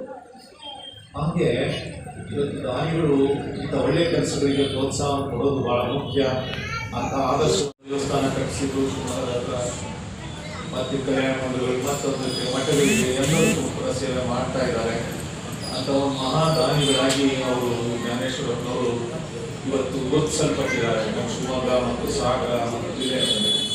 ಇದು ನಿಜಕ್ಕೂ ಅವರ ಒಂದು ಸಾಧನೆಯ ಒಂದು ದಾರಿಯಲ್ಲಿ ಗುರುತಿಸುವಂಥ ರೀತಿಯಲ್ಲಿ ಅವರು ಬೆಳೆದಿದ್ದಾರಲ್ಲ, ಇದು ನಿಜಕ್ಕೂ ಕೂಡ ಬೇರೆಯವರಿಗೂ ಕೂಡ ಮಾದರಿ ಅಂತ ಹೇಳಿ ಅವರನ್ನು ನಾವು ಈ ಸಂದರ್ಭದಲ್ಲಿ ಅವರಿಗೆ ಭಗವಂತ ಅವರ ಕುಟುಂಬ ಇವತ್ತು ಈ ಸಂದರ್ಭದಲ್ಲಿ ಇರಬೇಕಾಗಿತ್ತು. ಆದರೆ ಅವರಿಲ್ಲ. ಆದರೂ ಕೂಡ ನಾವು ಅವರೊಳಗೆ ಇದ್ದಾರೆ. ಅವ್ರ ಮಕ್ಕಳು ಮರಿ ಎಲ್ಲ ಕುಟುಂಬದಲ್ಲಿ ಇದ್ದಾರೆ. ಅವ್ರ ಶಕ್ತಿಯಾಗಿ ಚೈತನ್ಯವಾಗಿ ಅವ್ರಿಗಿದ್ದಾರೆ. ಹಾಗಾಗಿ ಆ ಸ್ಫೂರ್ತಿಯ ಅದೇ ಚೈತನ್ಯ ಈಗ ಅವರ ಹೆಸರಿನಲ್ಲಿನೇ ಏನೆಲ್ಲ ಮಾಡಲಿಕ್ಕೂ ಕೂಡ ಅವರು ಕಾರಣವಾಯಿತು. ಹಾಗಾಗಿ ಆ ಒಂದು ದೃಷ್ಟಿಯಿಂದ ಇವತ್ತು ಜ್ಞಾನೇಶ್ವರನವರು ತಮ್ಮ ಕುಟುಂಬದ ಈ ಮೂಲಕ ದಾನಿಗಳಾಗಿ ಒಂದು ಒಳ್ಳೆಯ ಕಾರ್ಯವನ್ನು ಮಾಡಿದ್ದಾರೆ. ಬಹಳ ಸಂತೋಷ ಅಂತೇಳಿ ಇದೇ ರೀತಿ ಎಲ್ಲರೂ ಕೂಡ ಅನುಕರಣೆ ಮಾಡ್ಬೋದು. ಇನ್ನೊಂದು ಮಹತ್ವನ ನಮ್ಮ ಜಂಗಿ ವೀರಭದ್ರಪ್ಪನವರು ತಮ್ಮ ಸಹೋದರರು ಅದನ್ನ ಅವರು ನಿರ್ಮಾಣ ಮಾಡಿದ್ದಾರೆ. ಬಹಳ ಸುಂದರವಾಗಿ ಎರಡೂ ಕೂಡ ಮಹತ್ವಗಳಾಗಿದ್ದಾವೆ. ಅವರು ಕೂಡ ಜಂಗಿಯವರು ಗಣೇಶನ ಕಡೆ ಮೂಲ ಕಡೆಯವರು ಇಲ್ಲಿ ಸಾಗರಕ್ಕೆ ಬಂದು ನೆಲೆಸಿ ಇಲ್ಲಿ ಹುಣ್ಣಿಮೆಯನ್ನು ಆರಂಭ ಮಾಡಿಕೊಂಡ್ರು. ಇವತ್ತು ಸಹೋದರರ ಕುಟುಂಬದವರೆಲ್ಲರೂ ಕೂಡ ಪೂರ್ವೊಬ್ಬ ದಾನಿಗಳಾಗಿ ಗುರುತಿಸ್ಕೊಂಡಿದ್ದಾರೆ. ನಾನು ಮಾಡ್ತೀನಿ ಇದನ್ನ ಅಂತೇಳಿ ಇಲ್ಲಿ ನಿನ್ನೇಶ್ ಹೇಳ್ದಂಗೆ ಹಾಕಿದವಿ ಹೋಗಕ್ಕೆ ಇರುತ್ತಿದ್ರು. ನಾವು ಇವತ್ತು ನೋಡಿದ್ವಿ ಇವತ್ತು ಒಳ್ಳೆ ಆಧುನಿಕ ಸ್ವಿಮ್ಮಿಂಗ್ ಪಾರ್ಟ್ ಇದ್ದಂಗಿದೆ. ಎಷ್ಟು ಚೆನ್ನಾಗಿದೆ. ಆಮೇಲೆ ಎಷ್ಟೋ ಜನ ಈಗ ನೂರಾರು ಜನ ಈಜನ್ನು ಕಲಿತಿದ್ದಾರೆ. ಅಂತ ಒಂದು ಒಳ್ಳೆ ಕೊಳ ಆಗಿದೆ. ಅದಕ್ಕೀಗ ಮಹತ್ವ ಬಂತು. ಎಲ್ಲಿ ಕಾಡು ಬೆಳ್ಕೊಂಡಿರುತ್ತೋ, ಎಲ್ಲಿ ಕತ್ತಲೆ ಇರುತ್ತೋ ಅಲ್ಲಿ ಭಯ ಆಗುತ್ತೆ. ಎಲ್ಲಿ ಬೆಳಕಿರುತ್ತೋ, ಎಲ್ಲಿ ಸ್ವಚ್ಛತೆ ಇರುತ್ತೋ ಅಲ್ಲಿ ಆನಂದ ಆಗುತ್ತೆ, ಧೈರ್ಯ ಬರುತ್ತೆ. ಹಾಗಾಗಿ ಆ ಕಾರ್ಯವನ್ನು ಅವ್ರು ಮೊದಲಿಗೆ ಪ್ರಯತ್ನ ಮಾಡಿದ್ರಲ್ಲ, ಇದು ಬಹಳ ಆದರ್ಶ ಅಂತ ಹೇಳ್ಬೋದು. ಯಾಕಂದರೆ ಆ ಕೆಲಸನ ಇವತ್ತು ಅಲಕ್ಷಿಸಲ್ಪಟ್ಟಿದೆ. ಇಂಥವನ್ನು ಕಾಪಾಡಬೇಕು ಅನ್ನುವಂಥ ಭಾವನೆಯನ್ನು ಅವರು ಮೈಗೂಡಿಸ್ಕೊಂಡು ಇವತ್ತು ಅದನ್ನು ಭಾಳ ಚಂದ ಬೆಳೆಸಿದ್ದಾರೆ. ಎಲ್ಲರಿಗೂ ಖುಷಿ ಆಗುತ್ತೆ, ಅದನ್ನು ನೋಡಲಿಕ್ಕೆ ಸಂತೋಷ ಆಗುತ್ತೆ. ಇಂಥ ಒಂದು ಮಹಾಕಾರ್ಯವನ್ನು ಅವರೆಲ್ಲ ಕುಟುಂಬದವರು ಮಾಡಿದ್ದಾರೆ. ಇದು ನಿಜಕ್ಕೂ ಬಹಳ ಸಂತೋಷ ಅಂತ ಹೇಳಿ ಈ ದಾನಿಗಳಿಗೆ ಸನ್ಮಾನ ಮಾಡೋದು ನಮಗೆ ಬಹಳ ಸಂತೋಷ. ಯಾಕೆ ಅಂದರೆ ದಾನ ಮಾಡೋದ್ರಿಂದಲೇ ತೃಪ್ತಿ ಸಿಗದೆ ಹೊರತು ನಾವು ತಗೊಳ್ಳೋದ್ರಿಂದ ಅಲ್ಲ, ಕೊಡೋದ್ರಲ್ಲೇ ತೃಪ್ತಿ ಇದೆ. ಹಾಗಾಗಿ ಸಮಾಜಕ್ಕಾಗಿ ದಾನ ಮಾಡಿ ನಮ್ಗೇನಾರ ನೆಮ್ಮದಿ ಸಿಗ್ತದೆ ಅಂತಂದರೆ ಇನ್ನೊಬ್ಬರಿಗೆ ಸಹಾಯ ಮಾಡಿದಾಗ ನೆಮ್ಮದಿ ಸಿಗುತ್ತೆ. ಹಸಿದವನಿಗೆ ಅನ್ನ ಕೊಟ್ಟಾಗ ಸಂತೋಷ ಆಗುತ್ತೆ, ಸಮಾಧಾನ ಸಿಗುತ್ತೆ. ಹಾಗೆ ತೊಂದರೆಗಿದ್ದವನಿಗೆ ಅವನಿಗೆ ಬಟ್ಟೆ ಇದ್ದವನಿಗೆ ಒಂದು ಬಟ್ಟೆ ಕೊಟ್ಟರೆ ಅವನಿಗೆ ಸಂತೋಷ ಆಗುತ್ತೆ. ಆ ಸಂತೋಷ ಅದು ನಾವು ಅಂಗಿ ಮೇಲೆ ಅಂಗಿ ಹಾಕ್ಕೊಟ್ಟು ಸಂತೋಷ ಆಗಲ್ಲ, ಬಡವರಿಗೆ ಕೊಟ್ಟರೆ ಸಂತೋಷ ಆಗುತ್ತೆ. ಈ ರೀತಿ ದಾನ ಮಾಡುವಂಥ ಪ್ರಕ್ರಿಯೆಯನ್ನು ಮೈಗೂಡಿಸ್ಕೊಳ್ಳಿ ಅಂತ ನೀವೆಲ್ಲರಿಗೂ ಕೂಡ ತಿಳಿಸಿ ಈ ಸಂದರ್ಭದಲ್ಲಿ ಇಬ್ಬರು ಕುಟುಂಬದವರಿಗೆ ನಾವು ಕೂಡ ಈ ಸಂದರ್ಭದಲ್ಲಿ ಶುಭವನ್ನು ಕೋರಿ ಅವ್ರಿಗೆ ಇನ್ನೂ ಆಯುಷ್ಯ ಕೊಡಲಿ, ಇನ್ನೂ ಆರೋಗ್ಯ ಕೊಡಲಿ, ಇನ್ನೂ ಸಂಪತ್ತು ಕೊಡಲಿ, ಅದರಿಂದ ಇನ್ನೂ ಸಮಾಜಕ್ಕೆ ಉಪಯೋಗ ಅನ್ನುವಂಥ ಒಂದು ಶುಭವನ್ನು ಅವರಿಗೆ ಹಾರೈಸಿ, ಇನ್ನು ನಾಳೆ ಮಠದಲ್ಲಿ ನಾಳೆದು ಕಾರ್ಯಕ್ರಮಗಳಿದೆ. ದೀಪೋತ್ಸವ ಕಾರ್ಯಕ್ರಮ. ಕೆಳದಿ ರಾಜರು ಅಲ್ಲಿ ಒಂದು ಕಂಚಿನ ವ್ರತ ಕೊಡ್ತಾರೆ. ದುರ್ಗಾ ಮಠ ದೀಪೋತ್ಸವಕ್ಕೆ ಅಂತ ದಾನ ದತ್ತಿಗಳನ್ನು ಕೊಟ್ಟಿದ್ದಾರೆ. ಶತಮಾನಗಳಿಂದ ನಡೆಯುವಂಥ ಒಂದು ಕಾರ್ಯಕ್ರಮ ಅದು. ಆ ಕಾರ್ಯಕ್ರಮ ಆಯೋಜಿಸಲ್ಪಟ್ಟಿದೆ. ಹಾಗಾಗಿ ನಾವು ಈ ಸಭೆಯಿಂದ ನಿರ್ಗಮಿಸ್ತಾ ಇದ್ದೇವೆ. ಮರಳಿ ಶ್ರೀಗಳು ಇದರ ಕಾರ್ಯಕ್ರಮವನ್ನು ಮುಂದುವರಿಸ್ತಾರೆ ಅಂತ ಹೇಳಿ ನಿಮಗೆಲ್ಲ ಶುಭ ಕೋರಿ ನಮ್ಮ ಆಶೀರ್ವಚನ ಮುಕ್ತಾಯ ಮಾಡ್ತೀವಿ. ಸಮಾಜದಲ್ಲಿ ಬೇಡ್ಕೊಳ್ತಾ ಇದ್ದೇನೆ.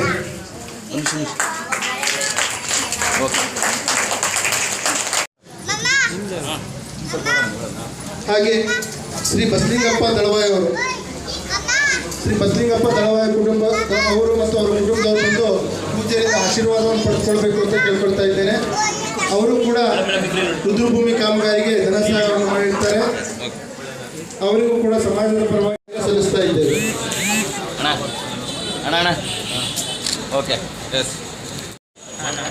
ದಯಮಾಡಿ ಎಲ್ಲರೂ ಕಳೆದಿರ್ತೇವೆ.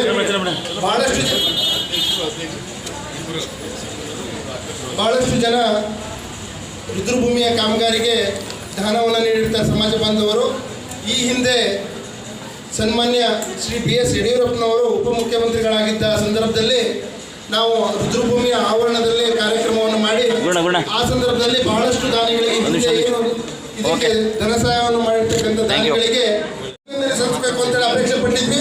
ಅವರಿಗೂ ಕರೆದಿದ್ದೇವೆ, ಅವ್ರು ಬಂದಿದ್ದಾರೆ. ಅವರಿಗೆ ಸಮಾಜದ ಪರವಾಗಿ ಪೂರ್ವಕ ಅಭಿನಂದನೆ ಸಲ್ಲಿಸ್ತಾ ಇದ್ದೇನೆ. ಆ ಒಂದು ರುದ್ರಭೂಮಿಯ ಕಾಮಗಾರಿಗೆ ಧನ ಸಹಾಯ ಹಾಗೂ ಜ್ಯೋತಿಷ ಸೇವೆ ಸಮಾಜಕ್ಕೆ ಲಭಿಸ್ತಾ ಇರಲಿ ಅಂತ ಕೇಳ್ಕೊಳ್ತಾ ಇದ್ದೇನೆ. ಅವರಿಗೆ ಸಮಾಜದಿಂದ ಪೂರ್ವಕ ಅಭಿನಂದನೆಯನ್ನು ಸಲ್ಲಿಸ್ತಾ ಇದ್ದೇವೆ.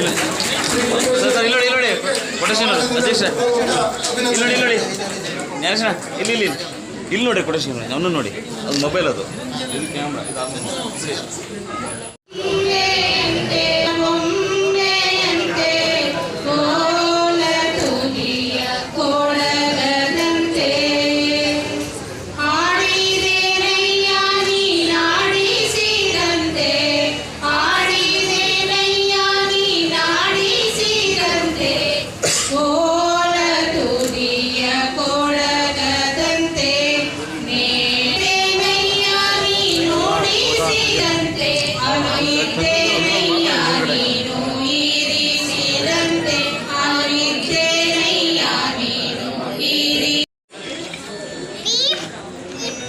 ಶಂಭು ದಳವಾಯಿ ಸದಸ್ಯರುಗಳಿಗೂ ಕೂಡ ಸಮಾಜದ ಪರವಾಗಿ ಹೃತ್ಪೂರ್ವ ಸಮೇತ ರುದ್ರಭೂಮಿಗೆ ತುಂಬ ತೊಂದರೆ ಇದೆ.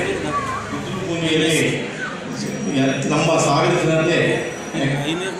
ಜನತೆ ತುಂಬ ಪುಣ್ಯವಂತರು ಅಂತ ನಾನು ಹೇಳಲಿಕ್ಕೆ ಇಷ್ಟಪಡ್ತೀನಿ. ಯಾಕೆ ಅಂತ ಹೇಳಿದರೆ ನಮ್ಮ ರುದ್ರಭೂಮಿ ಇಷ್ಟು ವಿಶಾಲವಾಗಿದೆ. ಬೇರೆ ಊರುಗಳಲ್ಲಿ ತಾವು ನೋಡಿದ್ದೀರಾ, ರುದ್ರಭೂಮಿಗೆ ಎಷ್ಟು ತೊಂದರೆ ಇದೆ.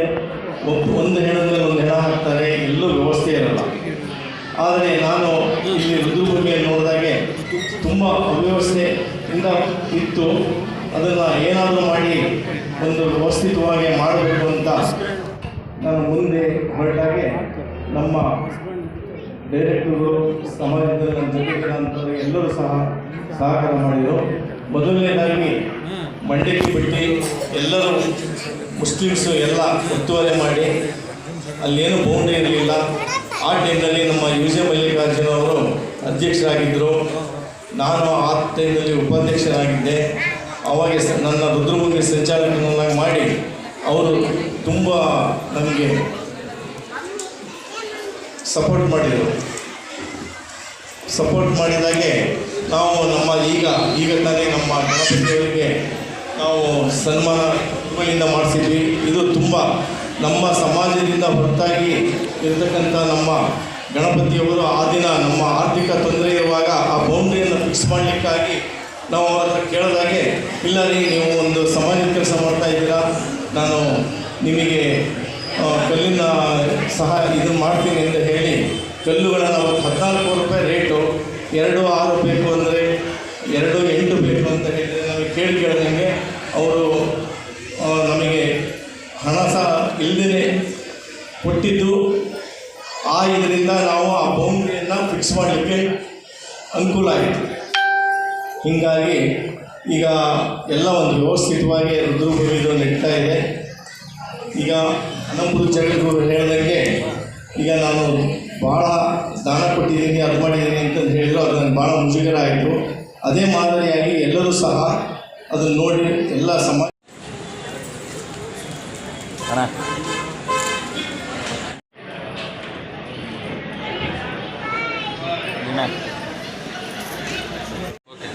ತದನಂತರ ಶ್ರೀ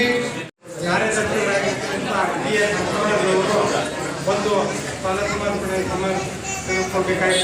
ಬಸನ ಬಸನ ಓಕೆ.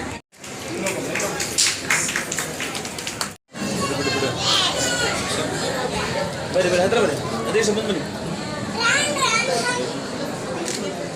Thank you.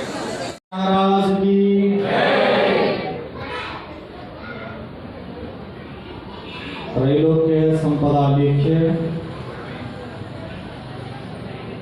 समुल्लेखनाभितगे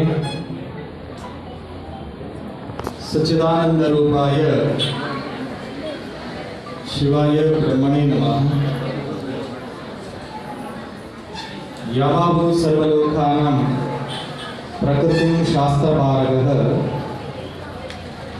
तं धर्मचारिणीं शम्भो प्रणमामि परां शिवा. सत्यो शास्त्रमोद्भूतं सद्यो वैभवदायकं शीघ्रं शुद्धं दर्श्य तमोदे जगद्गुरुं रेणुकं. ಪ್ರಥಮದಲ್ಲಿ ಆದಿ ಜಗದ್ಗುರು ರೇಣುಕಾದಿ ಪಂಚಾಚಾರ್ಯರನ್ನ ಹನುಮಂತದಲ್ಲಿ ಸ್ಮರಿಸಿಕೊಂಡು ಬಸವಾದಿ ಶಿವಸರಣಗಳನ್ನು ಕೂಡ ಇನ್ನ ಹನುಮಂತದಲ್ಲಿ ಇನ್ನು ಆರಾಧ್ಯ ದೈವ ಶ್ರೀ ಗುರು ಸಂಗಮೇಶ್ವರ ಶಿವಾಚಾರ್ಯರನ್ನು ಎನ್ನ ಅಭಿನಂದನದಲ್ಲಿ ಸ್ಮರಿಸಿ ಶ್ರೀಮದ್ ರಂಭಾಪುರಿ ವೀರಸಿಂಹಾಸನದ ಕಾಸಾ ಶಾಖಾ ಶ್ರೀಮನ್ ಮಹಾಸಂಸ್ಥಾನ ಮಳಲಿ ಮಠದ ಆದಿಗುರು ನಾಗಾರ್ಜುನ ಶಿವಾಚಾರ್ಯರನ್ನೇ ಮೊದಲು ಮಾಡಿಕೊಂಡು ಗುರು ಪರಂಪರೆ ಅನಂತಾನೇಕ ಭಕ್ತಿಯ ಶಿರಸಾಷ್ಟಾಂಗ ನಮನಗಳನ್ನು ಸಮರ್ಪಿಸಿ ಸಾಗರ ಪಟ್ಟಣದ ವೀರಶೈವ ಸಮಾಜ ಬಾಂಧವರು ಹಮ್ಮಿಕೊಂಡಂತಹ ಹಂಪಯ್ಯನ ಮಠದ ಪವಿತ್ರ ಪ್ರಾಂಗಣದಲ್ಲಿ ನಿರ್ಮಾಣವಾದಂತಹ ರುದ್ರಭೂಮಿಯ ಮಹಾದ್ವಾರ ಹಾಗೂ ಪುಷ್ಕರಣಿಯ ಮಹಾದ್ವಾರದ ಉದ್ಘಾಟನಾ ಸಮಾರಂಭದ ಅಂಗವಾಗಿ ಹಮ್ಮಿಕೊಂಡಂಥ ಸಮುದ್ರ ಬಡ ಹೈ ಲೋಟ ಛೋಟಾ ಹೈ ಬಹುಶಃ ಹಿಂದಿ ಬಂದಂತಕ್ಕವರಿಗೆ ಈಗಾಗಲೇ ಅರ್ಥ ಆಗಿದೆ. ಬಹಳಷ್ಟು ಮಾತನಾಡುವುದಿದೆ, ವಿಷಯ ಬಹಳ ಇದೆ, ಸಮಯ ಅಲ್ಪ ಆಗಿದೆ.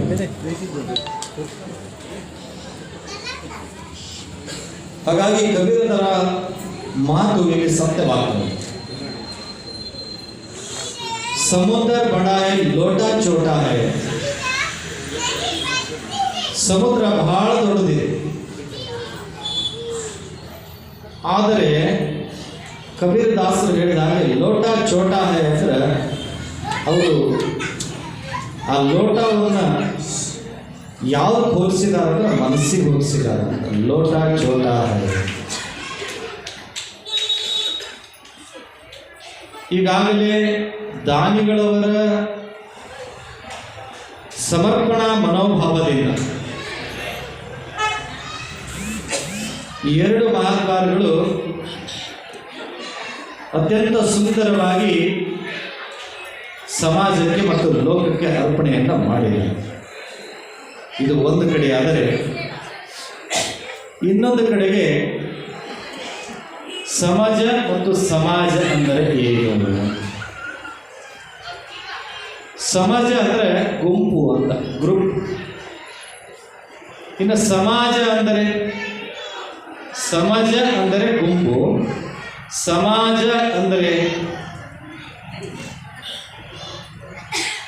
ಜ್ಞಾನವುಳ್ಳಂಥ ಸಮೂಹ, ಅರಿವುಳ್ಳಂಥ ಸಮೂಹ. ಬಹುಶಃ ಇದೆಲ್ಲ ವೇದಿಕೆ ಮೇಲೆ ಎಲ್ಲರೂ ಮಾತಾಡಿದ್ರು ಸಮಾಜ ಸಮಾಜ ಸಮಾಜ.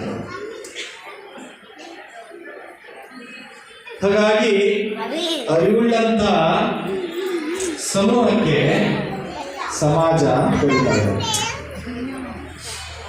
ಇವತ್ತು ಜ್ಞಾನವುಳ್ಳಂಥ ವೀರಶೈವ ಸಮಾಜ ಬಾಂಧವರು ಪವಿತ್ರವಾದಂತಹ ರುದ್ರಭೂಮಿಯಲ್ಲಿ ಎರಡು ಮಹಾದ್ವಾರಗಳನ್ನು ನಮ್ಮ ಜ್ಞಾನೇಶ್ವರಪ್ಪನವರು ಮತ್ತು ಜಂಗಿಯವರ ಕುಟುಂಬದವರು ಸಹಕಾರದೊಂದಿಗೆ ನಿರ್ಮಾಣಗೊಂಡಿದ್ದಾರೆ. ಬಹುಶಃ ರುದ್ರಭೂಮಿಗೆ ವೀರಶೈವ ಸಮಾಜದಲ್ಲಿ ಅತ್ಯಂತ ಮೌಲ್ಯವನ್ನು ಕೊಟ್ಟಿದೆ. ಈಗಾಗಲೇ ಅನಂತಪುರದ ಪೂಜ್ಯರು ಒಂದು ಮಾತನ್ನು ಹೇಳಿದರು, ಬಹುಶಃ ಇಲ್ಲ, ಜನನಕ್ಕೆ ಲಿಂಗೋದ್ಭವ ಅಂತೇವೆ, ಮರಣಕ್ಕೆ ಲಿಂಗೈಕ್ಯ ಅಂತ ಇದೆ. ಬಹಳ ಸಂತೋಷ. ಪೂಜ್ಯರು ಲಿಂಗೋದ್ಭವ ಅನ್ನುವಂಥ ಪದವನ್ನು ಪ್ರಸ್ತಾವನೆ ಮಾಡಿ ತಿಳಿಸಿದರು. ಜನನಕ್ಕೆ ಲಿಂಗೋದ್ಭವರು ಅಂತ, ಮರಣಕ್ಕೆ ಲಿಂಗೈಕ್ಯರು ಅಂತ ಇದೆ. ಪಂಚ ಮಹಾಭೂತಗಳ ಶಕ್ತಿ ಎಲ್ಲಿವರೆಗೆ ಇರ್ತಾ ಇದೆ ಈ ಶರೀರದಲ್ಲಿ, ಈ ಜೀವಾತ್ಮನಲ್ಲಿ, ಇದಕ್ಕೆ ಬೆಲೆ ಇದೆ. ಇಲ್ಲಾಂದ್ರೆ ಇದರ ಗತಿ ಏನಂದ್ರೆ, ಔಷಧಿ ಮುಗಿದ ಮೇಲೆ ಕಾಲಿಗೆ ಎಸಿತೇವಲ್ಲ ರಸ್ತೆಗೆ, ಅದೇ ಗತಿ ಆಗ್ತಾ ಇದೆ. ಒಳಗಡೆ ಜೀವಾತ್ಮ ಅಂತಕ್ಕಂಥ ಪಕ್ಷಿ ಒಳಗಡೆ ಕುತ್ಕೊಂಡೈತಂದ ಮೇಲೆ ಈ ಶರೀರಕ್ಕೆ ಅಂದರೆ ಈ ಗೂಡಿಗೆ ಬೆಲೆ ಇದೆ. ಒಂದು ವೇಳೆ ಆ ಪಕ್ಷಿ ಗೂಡಿನಿಂದ ಹೊರಗೆ ಹೋದಾಗ ಬಹಳಷ್ಟು ದಿನಗಳಿಂದ ಗೂಡಿಗೆ ಬರಲಿಲ್ಲ ಅಂದ್ರೆ ಗೂಡು ಹಾಳಾಗೋಗುತ್ತೆ. ಹಾಗೆ ಹಾಳಾದಂಥ ಗೂಡು ನಮ್ಮ ಕಣ್ಣಿಗೆ ಕಾಣಿಸ್ತಾ ಇದೆಯಲ್ಲ, ಹಾಗೆ ಪಂಚ ಮಹಾಭೂತಗಳ ಶಕ್ತಿಯನ್ನು ಹೊಂದಿದಂಥ ಜೀವಾತ್ಮ ಇರತಕ್ಕಂಥ ಪಕ್ಷಿಗಳು ಒಳಗಿದ್ದಾಗ ಈ ಶರೀರಕ್ಕೆ ಬೆಲೆ ಇದೆ. ಕೊನೆ ಗತಿ ಎಲ್ಲಿ ಅಂದ್ರೆ ರುದ್ರಭೂಮಿ ಅಂದ್ರೆ ಶಿವನ ವಾಸ ಅಂತ ಹೇಳಿ. ಜೀವ ಇರುವವರೆಗೆ ಇದು ಶಿವನ ಸ್ವರೂಪ. ಈಗ ಅಕ್ಕಪಕ್ಕ ಎಲ್ಲರೂ ಕುತ್ಕೊಂಡಿರಿ ಇಲ್ಲ, ಎಲ್ಲರೂ ಇಲ್ಲೇ ಇದ್ದೀರಾ ಮಗನ? ಬಾಡಿ ಪ್ರೆಸೆಂಟ್ ಮೈಂಡ್ ಅಬ್ಸೆಂಟ್, ಎಲ್ಲರೂ ಇಲ್ಲೇ ಇದ್ದೀರಾ? ಹಾಗಾಗಿ ಆ ಜೀವಾತ್ಮ ಹೊರಗೆ ಹೋಗ್ಬೇಕಂದ್ರೆ ಅಪ್ಪಿತಪ್ಪಿ ಸ್ವಾಮಿಗಳಿರ್ಬೋದು, ಭಕ್ತರಿರ್ಬೋದು, ಅವ್ರ ಹತ್ರಕ್ಕೆ ಯಾರು ಕುತ್ಕೊಳ್ಳೋದಿಲ್ಲ. ಅಲ್ಲಿಗೆ ಶಿವನ ಅಂಶ ಹೋಯ್ತಂದ್ರೆ ಶಬ್ದ ಬರ್ತಾ ಇದೆ ಏನಂದ್ರೆ ಶವ. ಏನಂತ ಬರ್ತಾ ಇದ್ರಿ? ಶವ ಅಂತ ಬರ್ತಾ ಇದೆ. ಅವನೆಂಥ ಕೋಟ್ಯಾಧಿಪತಿ ಇರಲಿ, ಸ್ವಾಮಿಗಳೇ ಇರಲಿ, ಜೀವಕ್ಕೆ ಜೀವ ಕೊಡುವಂಥ ಮಹಾಯೋಗಿನೇ ಇರಲಿ, ಅವರ ಶರೀರಕ್ಕೆ ಶಬ್ದ ಏನು ಬರ್ತಾ ಇದೆ ಅಂದರೆ ಶವ ಅಂತಕ್ಕಂಥದ್ದು ಬರ್ತಾ ಇದೆ. ಶಿವನ ಅಂಶ ಯಾವಾಗ ಹೊರಗೆ ಹೋಯ್ತಂದ್ರೆ ಇದಕ್ಕೆ ಬೆಲೆ ಇಲ್ಲ. ಆತನ ಹೆಸರೇ ಮತ್ತೆ ಹೋಗ್ಬಿಡ್ದೆ. ಎಲ್ಲೋ ದೂರ ಅವನು ನಿಧನ ಆಗಿರ್ತಾ ಇದ್ದಾರೆ, ಅಂದ್ರೆ ಲಿಂಗೈಕ್ಯನಾಗಿರ್ತಾ ಇದ್ದಾರೆ. ಫೋನ್ ಬರ್ತಾ ಇದೆ, ಈ ಕಡೆಯಿಂದ ಕೇಳ್ತಾ ಇರ್ತಾರೆ ಸಹಜವಾದಂಥ ಮಾತು, ಬಾಡಿ ಯಾವಾಗ ಬರ್ತೈತೆ ಅಂತ. ಏನಂತಾರೆ ಅದು ಇಂಗ್ಲೀಷ್ನಾಗ ಹೇಳೋದು, ಯಾಕಂದ್ರೆ ಸ್ವಲ್ಪ ನಾನು ನಾಳೆ ಹೋಗ್ಯಾರ. ಪಾರ್ಥಿವ ಶರೀರ ಅನ್ನೋದು ಬಾಡಿ ಯಾವಾಗ ಬರ್ತೈತಪ್ಪ? ಹೆಸರು ಹೋಯ್ತಲ್ಲಿ, ಉಸಿರು ನಿಂತಂದ್ಮೇಲೆ ಹೆಸರು ಹೋಯ್ತು. ಆದ್ರೆ ಹೆಸರು ಉಳಿಬೇಕಾದ್ರೆ ಏನು ಕೆಲಸ ಮಾಡಬೇಕು? ದಾನ ಧರ್ಮವನ್ನು ಮಾಡಬೇಕು. ಬರುವಾಗ ಈ ಜಗತ್ತಿಗೆ ಬರಬೇಕಾದಾಗ ಹೆಸರು ಇರುವುದಿಲ್ಲ, ಯಾರಿಗೂ ಹೆಸರು ಇರುವುದಿಲ್ಲ, ಆದ್ರೆ ಉಸಿರು ಇರ್ತೈತೆ. ಹೆಸರು ಇರುವುದಿಲ್ಲ, ಉಸಿರು ಇರ್ತೈತೆ. ಆದರೆ ಈ ಜಗದ ವ್ಯವಹಾರವನ್ನೆಲ್ಲವನ್ನು ಮುಗಿಸಿಕೊಂಡು ಹೋಗಬೇಕಾದಾಗ ಉಸಿರು ಇರುವುದಿಲ್ಲ, ಹೆಸರು ಇರ್ತೈತೆ. ಒಬ್ಬ ಅನುಭವಿ ಹೇಳ್ತಾ ಇದ್ದಾನೆ, ಹುಟ್ಟು ದರಿದ್ರವಾದರೆ ಸಾವು ಚರಿತ್ರೆಯಾಗಬೇಕು. ಹುಟ್ಟು ದರಿದ್ರವಾದರೆ ಸಾವು ಚರಿತ್ರೆ ಆಗಬೇಕಾದ್ರೆ ಅಷ್ಟು ಒಳ್ಳೆಯ ಕೆಲಸಗಳನ್ನು ಮಾಡೇಬೇಕು. ಹಾಗಾಗಿ ದಾನ ಧರ್ಮವನ್ನು ಮಾಡಿದ್ದೇ ಆದರೆ ಹೆಸರು ಶಾಶ್ವತವಾಗಿ ಉಳಿಯಲಿಕ್ಕೆ ಸಾಧ್ಯ ಇದೆ. ಈ ಮಾತನ್ನು ಇಲ್ಲಿ ಹೇಳಲಿಕ್ಕೆ ಏನು ಕಾರಣ ಅಂದ್ರೆ, ಇವತ್ತು ನಮ್ಮ ಜ್ಞಾನೇಶ್ವರನವರು ಮತ್ತು ಜಂಬಿ ವೀರಭದ್ರಪ್ಪನವರ ಕುಟುಂಬ ಮತ್ತು ಅನೇಕ ದಾನಿಗಳಿಂದ ನಿರ್ಮಾಣವಾದಂತಹ ಮಹಾದ್ವಾರಗಳಿವೆ. ಅವು ಶಾಶ್ವತವಾಗಿ ಅಲ್ಲಿ ಇದ್ದುಕೊಂಡು ಅವರ ಹೆಸರು ಕೀರ್ತಿಯನ್ನು ಉಳಿಸಿದಂಥ ವ್ಯವಸ್ಥೆಗೆ ಕಣ್ಣಿಗೆ ಕಾಣ್ತಾ ಇದೆ. ಅದು ಧಾಮ. ಹಾಗಾಗಿ ಪ್ರತಿಯೊಬ್ಬ ಮನುಷ್ಯನಿಗೆ ಈಗೆಲ್ಲ ಇಲ್ಲಿ ಕೂತ್ಕೊಂಡಿರಿ, ಅಥವಾ ಯಾರೋ ಒಬ್ರು ಶಿವೈಕ್ಯರಾಗಿರ್ತಾರೆ, ಅಲ್ಲಿ ಹೋಗಿರ್ತೀವಿ, ರುದ್ರಮಠಕ್ಕೆ ಹೋಗಿರ್ತೀವಿ. ಅವಾಗ ಮಾತುಗಳು ಸಹಜವಾಗಿ ಬರ್ತವೆ. ನೀವು ಕೇಳಿಸ್ಕೊಂಡಿರಿ, ನಾವು ಕೇಳಿಸ್ಕೊಂಡಿದ್ದೀವಿ. ಮನುಷ್ಯನಲ್ಲಿ 3 ವೈರಾಗ್ಯಗಳಿದ್ದಾವೆ. ಅವು ಯಾವುವು ಅಂದರೆ ಸ್ಮಶಾನ ವೈರಾಗ್ಯ, ಪ್ರಸೂತಿ ವೈರಾಗ್ಯ, ಸ್ಮಶಾನ ವೈರಾಗ್ಯ, ಪುರಾಣ ವೈರಾಗ್ಯ. ಕೇಳಾಕತ್ತೀವಿ ಸ್ವಾಮಿಗಳು, ಏನಪ್ಪ ಜೀವನ ಇಷ್ಟೇ ಇರೋದ್ರೊಳಗೆ ಎಲ್ಲ ಸಹಜವಾಗಿ ದಾನ ಮಾಡಬೇಕು. ಇವತ್ತು ಮಾತನಾಡುವಾಗ ನಮ್ಮ ವೀರಭದ್ರಪ್ಪನವರು ಮತ್ತು ಜ್ಞಾನೇಶ್ವರನವರು ಹೇಳಿದ್ರು, ದಾನ ಮಾಡಬೇಕು ಅಂತೇಳಿ. ಇಷ್ಟೆಲ್ಲ ತಿಳಿತೈತೆ ಮನುಷ್ಯನಿಗೆ. ಏನಂದ್ರೆ ಏನಪ್ಪ ಇದೆಲ್ಲ ಜೀವನ ಇಷ್ಟೇ. ಮೊನ್ನೆ ಯಾವುದು ರೋಗ ಬಂದಿತ್ತಲ್ಲದು? ಕೊರೋನಾ. ಕುಚುಬಿ ಕೊರೋನಾ, ಅದು ಗೊತ್ತೇ ಇಲ್ಲ ಯಾರಿಗೂ, ಎಲ್ಲೈತಂತ ಗೊತ್ತಿಲ್ಲ. ಕಣ್ಣಿಗೆ ಕಾಣದಿರುವಂಥ ಗುಮ್ಮ ಅದು. ಈಗ ತಾಯಿ ಮಗುವನ್ನ ಊಟ ಮಾಡಿಸ್ಲಿಕ್ಕೋ ಅಥವಾ ಹಾಲು ಕುಡಿಸ್ಲಿಕ್ಕೋ ತಾಯಿ ಹೇಳ್ತಾಳೆ ಏನಂತ, ಗುಮ್ಮ ಬರ್ತಾ ಇದೆ, ಹಾಲು ಬೇಗನೆ ಕುಡಿ ಅಥವಾ ಊಟ ಮಾಡು. ನೀವು ಯಾರಾದ್ರೂ ಗುಮ್ಮನ್ನು ನೋಡಿದ್ರೇನು? ತೋರಿಸಿರೇನ್ರವ? ಹೇಳೋದಂದ್ರೆ ನೀವ ನೋಡಿದ್ರೆ ತಾಯಂದ್ರೆ ಹಂಗೆ ಆ ಉಪಾಧಿಯಲ್ಲಿ ಗುಮ್ಮ ಅಂತಕ್ಕಂಥ ಕೊರೋನಾ ಬಂದಿದೆ. ಒಬ್ಬರು ಮುಖ ಒಬ್ಬರು ನೋಡಿಲ್ಲ. ಇನ್ನೊಬ್ಬ ಯಾರೋ ಹೊಸರು ಮೈ ಬರ್ತಾರ ಕರ್ಕೊಂತಿದ್ದಿಲ್ಲ. ಬೇಡ ಮನೆಯವ್ರು ಹೊರಗೆ ಹೋಗಿ ಬರ್ತಾರಂದ್ರೆ ಅವ್ರಿಗೆ 16 ಸಾವಿರ ಸ್ನಾನ ಮಾಡಿಸ್ತಿದ್ರಿ. ಏನಂತಿದ್ರಿ? ಹೊರಗಡೆನೆ. ಆದರೆ ವೀರಶೈವ ಧರ್ಮದಲ್ಲಿ ಇಂಥ ಕೊರೋನಾ ಇಂಥ ಜಡ್ಡು ಜಾಪತ್ರೆಗಳು ಬರಬಾರದು ಅಂತ ತಿಳ್ಕೊಂಡು ನಮ್ಮ ಆದಿ ಆಚಾರ್ಯ ಏನು ಹಾಕಿಕೊಟ್ಟಿದ್ದಾರೆ ಅಂದ್ರೆ ಅದಕ್ಕೊಂದು ಶಬ್ದ ಹೇಳಿದ್ರೆ ಏನಂತ ಮಡಿ ಆಗುವುದು. ಮಡಿ ಅಂದರೆ ಶುದ್ಧ ಅಂತ. ಶರೀರ ಶುದ್ಧ ಆಗಲಿ ಅಂತ ಮೇಲೆ ಶರೀರ ಮಾಧ್ಯಮ ಕಲಧರ್ಮ ಸಾಧನ ಕಾಳಿದಾಸರು ಹೇಳ್ತಾ ಇದ್ದಾರೆ. ಶರೀರ ಮಾಧ್ಯಮ ಕಲಧರ್ಮ ಸಾಧನ. ನಿನ್ನ ಶರೀರ ಚೆನ್ನಾಗೈತಂದ್ರೆ, ನಿನ್ನ ಆರೋಗ್ಯ ಗಟ್ಟಿ ಇದೆ ಅಂದರೆ ಎಲ್ಲ ಕಾರ್ಯಗಳನ್ನು ಮಾಡಲಿಕ್ಕೆ ಸಾಧ್ಯ ಇದೆ. ಹಾಗಾಗಿ ಗುರುಗಳು ಬಂದಾಗ ಪ್ರವಚನ ಮಾಡಿದಾಗ ಹೇಳುವಂಥದ್ದು ಏನಂದ್ರೆ ದಾನ ಧರ್ಮ ಮಾಡಬೇಕು ಮನಸ್ಸಿಗೆ. ಅವಾಗ ಪುರಾಣ ವೈರಾಗ್ಯ ಬರ್ತೈತೆ ಎಲ್ಲರೂ. ಏನು ಬಿಡಪ್ಪ ನಾವು ಸ್ವಲ್ಪ ಇಟ್ಕೊಂಡು ಎಲ್ಲ ದಾನ ಮಾಡೋಣ. ಈ ಕಲ್ಯಾಣ ಮಂಟಪದ ಮ್ಯಾಟ್ ಹೇಳೋದು ನೀವು ಕಾದಾಗ್ತಿರಲ್ಲ, ಎಲ್ಲಿಗ್ರಿ ಮನೆಗೆ ಹೋಗ್ತಿರಲ್ಲ, ಸುಮ್ಮನೆ ಸ್ವಾಮಿಗಳಿಗೆ ಹೋಗ್ತಾರೆ, ಹಿಂದೂ ಇಲ್ಲ ಮುಂದೂ ಇಲ್ಲ ಹಂಗೆ ಹೇಳ್ತಾರೆ. ಇದ್ದದ್ದೆಲ್ಲ ದಾನ ಮಾಡಿದ್ರೆ ಎಲ್ಲಿ ಬರ್ತೈತಿ? ಅಲ್ಲಿ ಮುಗೀತು ಪುರಾಣ ವೈರಾಗ್ಯ. ಪ್ರಸೂತಿ ವೈರಾಗ್ಯ ಅಂದರೆ ಬಹುಶಃ ತಾಯಂದಿರಿಗೆ ಅರ್ಥ ಇದೆ. ಮಗುವನ್ನು ಹೆರಬೇಕಾದ್ರೆ ಅನೇಕ ತೊಂದರೆಗಳನ್ನು ನೋವುಗಳನ್ನು ತಿಂತಾ ಇದ್ದಾರೆ. ಅದರ ಮುಂದೆ ಬರೋದು ಹಾಗೆ ಈ ನೋವನ್ನು ತಿನ್ನಬಾರ್ದು ಅಂತೇಳಿ ತಾಯಂದ್ರೆ ಈ ಜಗತ್ತಿಗೆ ಬರುವಂಥ ಜೀವಿಗಳನ್ನು ಹೆರದೇ ಇದ್ರೆ ಈ ಜಗತ್ತಿನ ಜೀವರಾಶಿಗಳು ಉತ್ಪತ್ತಿ ಆಗಲಿಕ್ಕೆ ಸಾಧ್ಯ.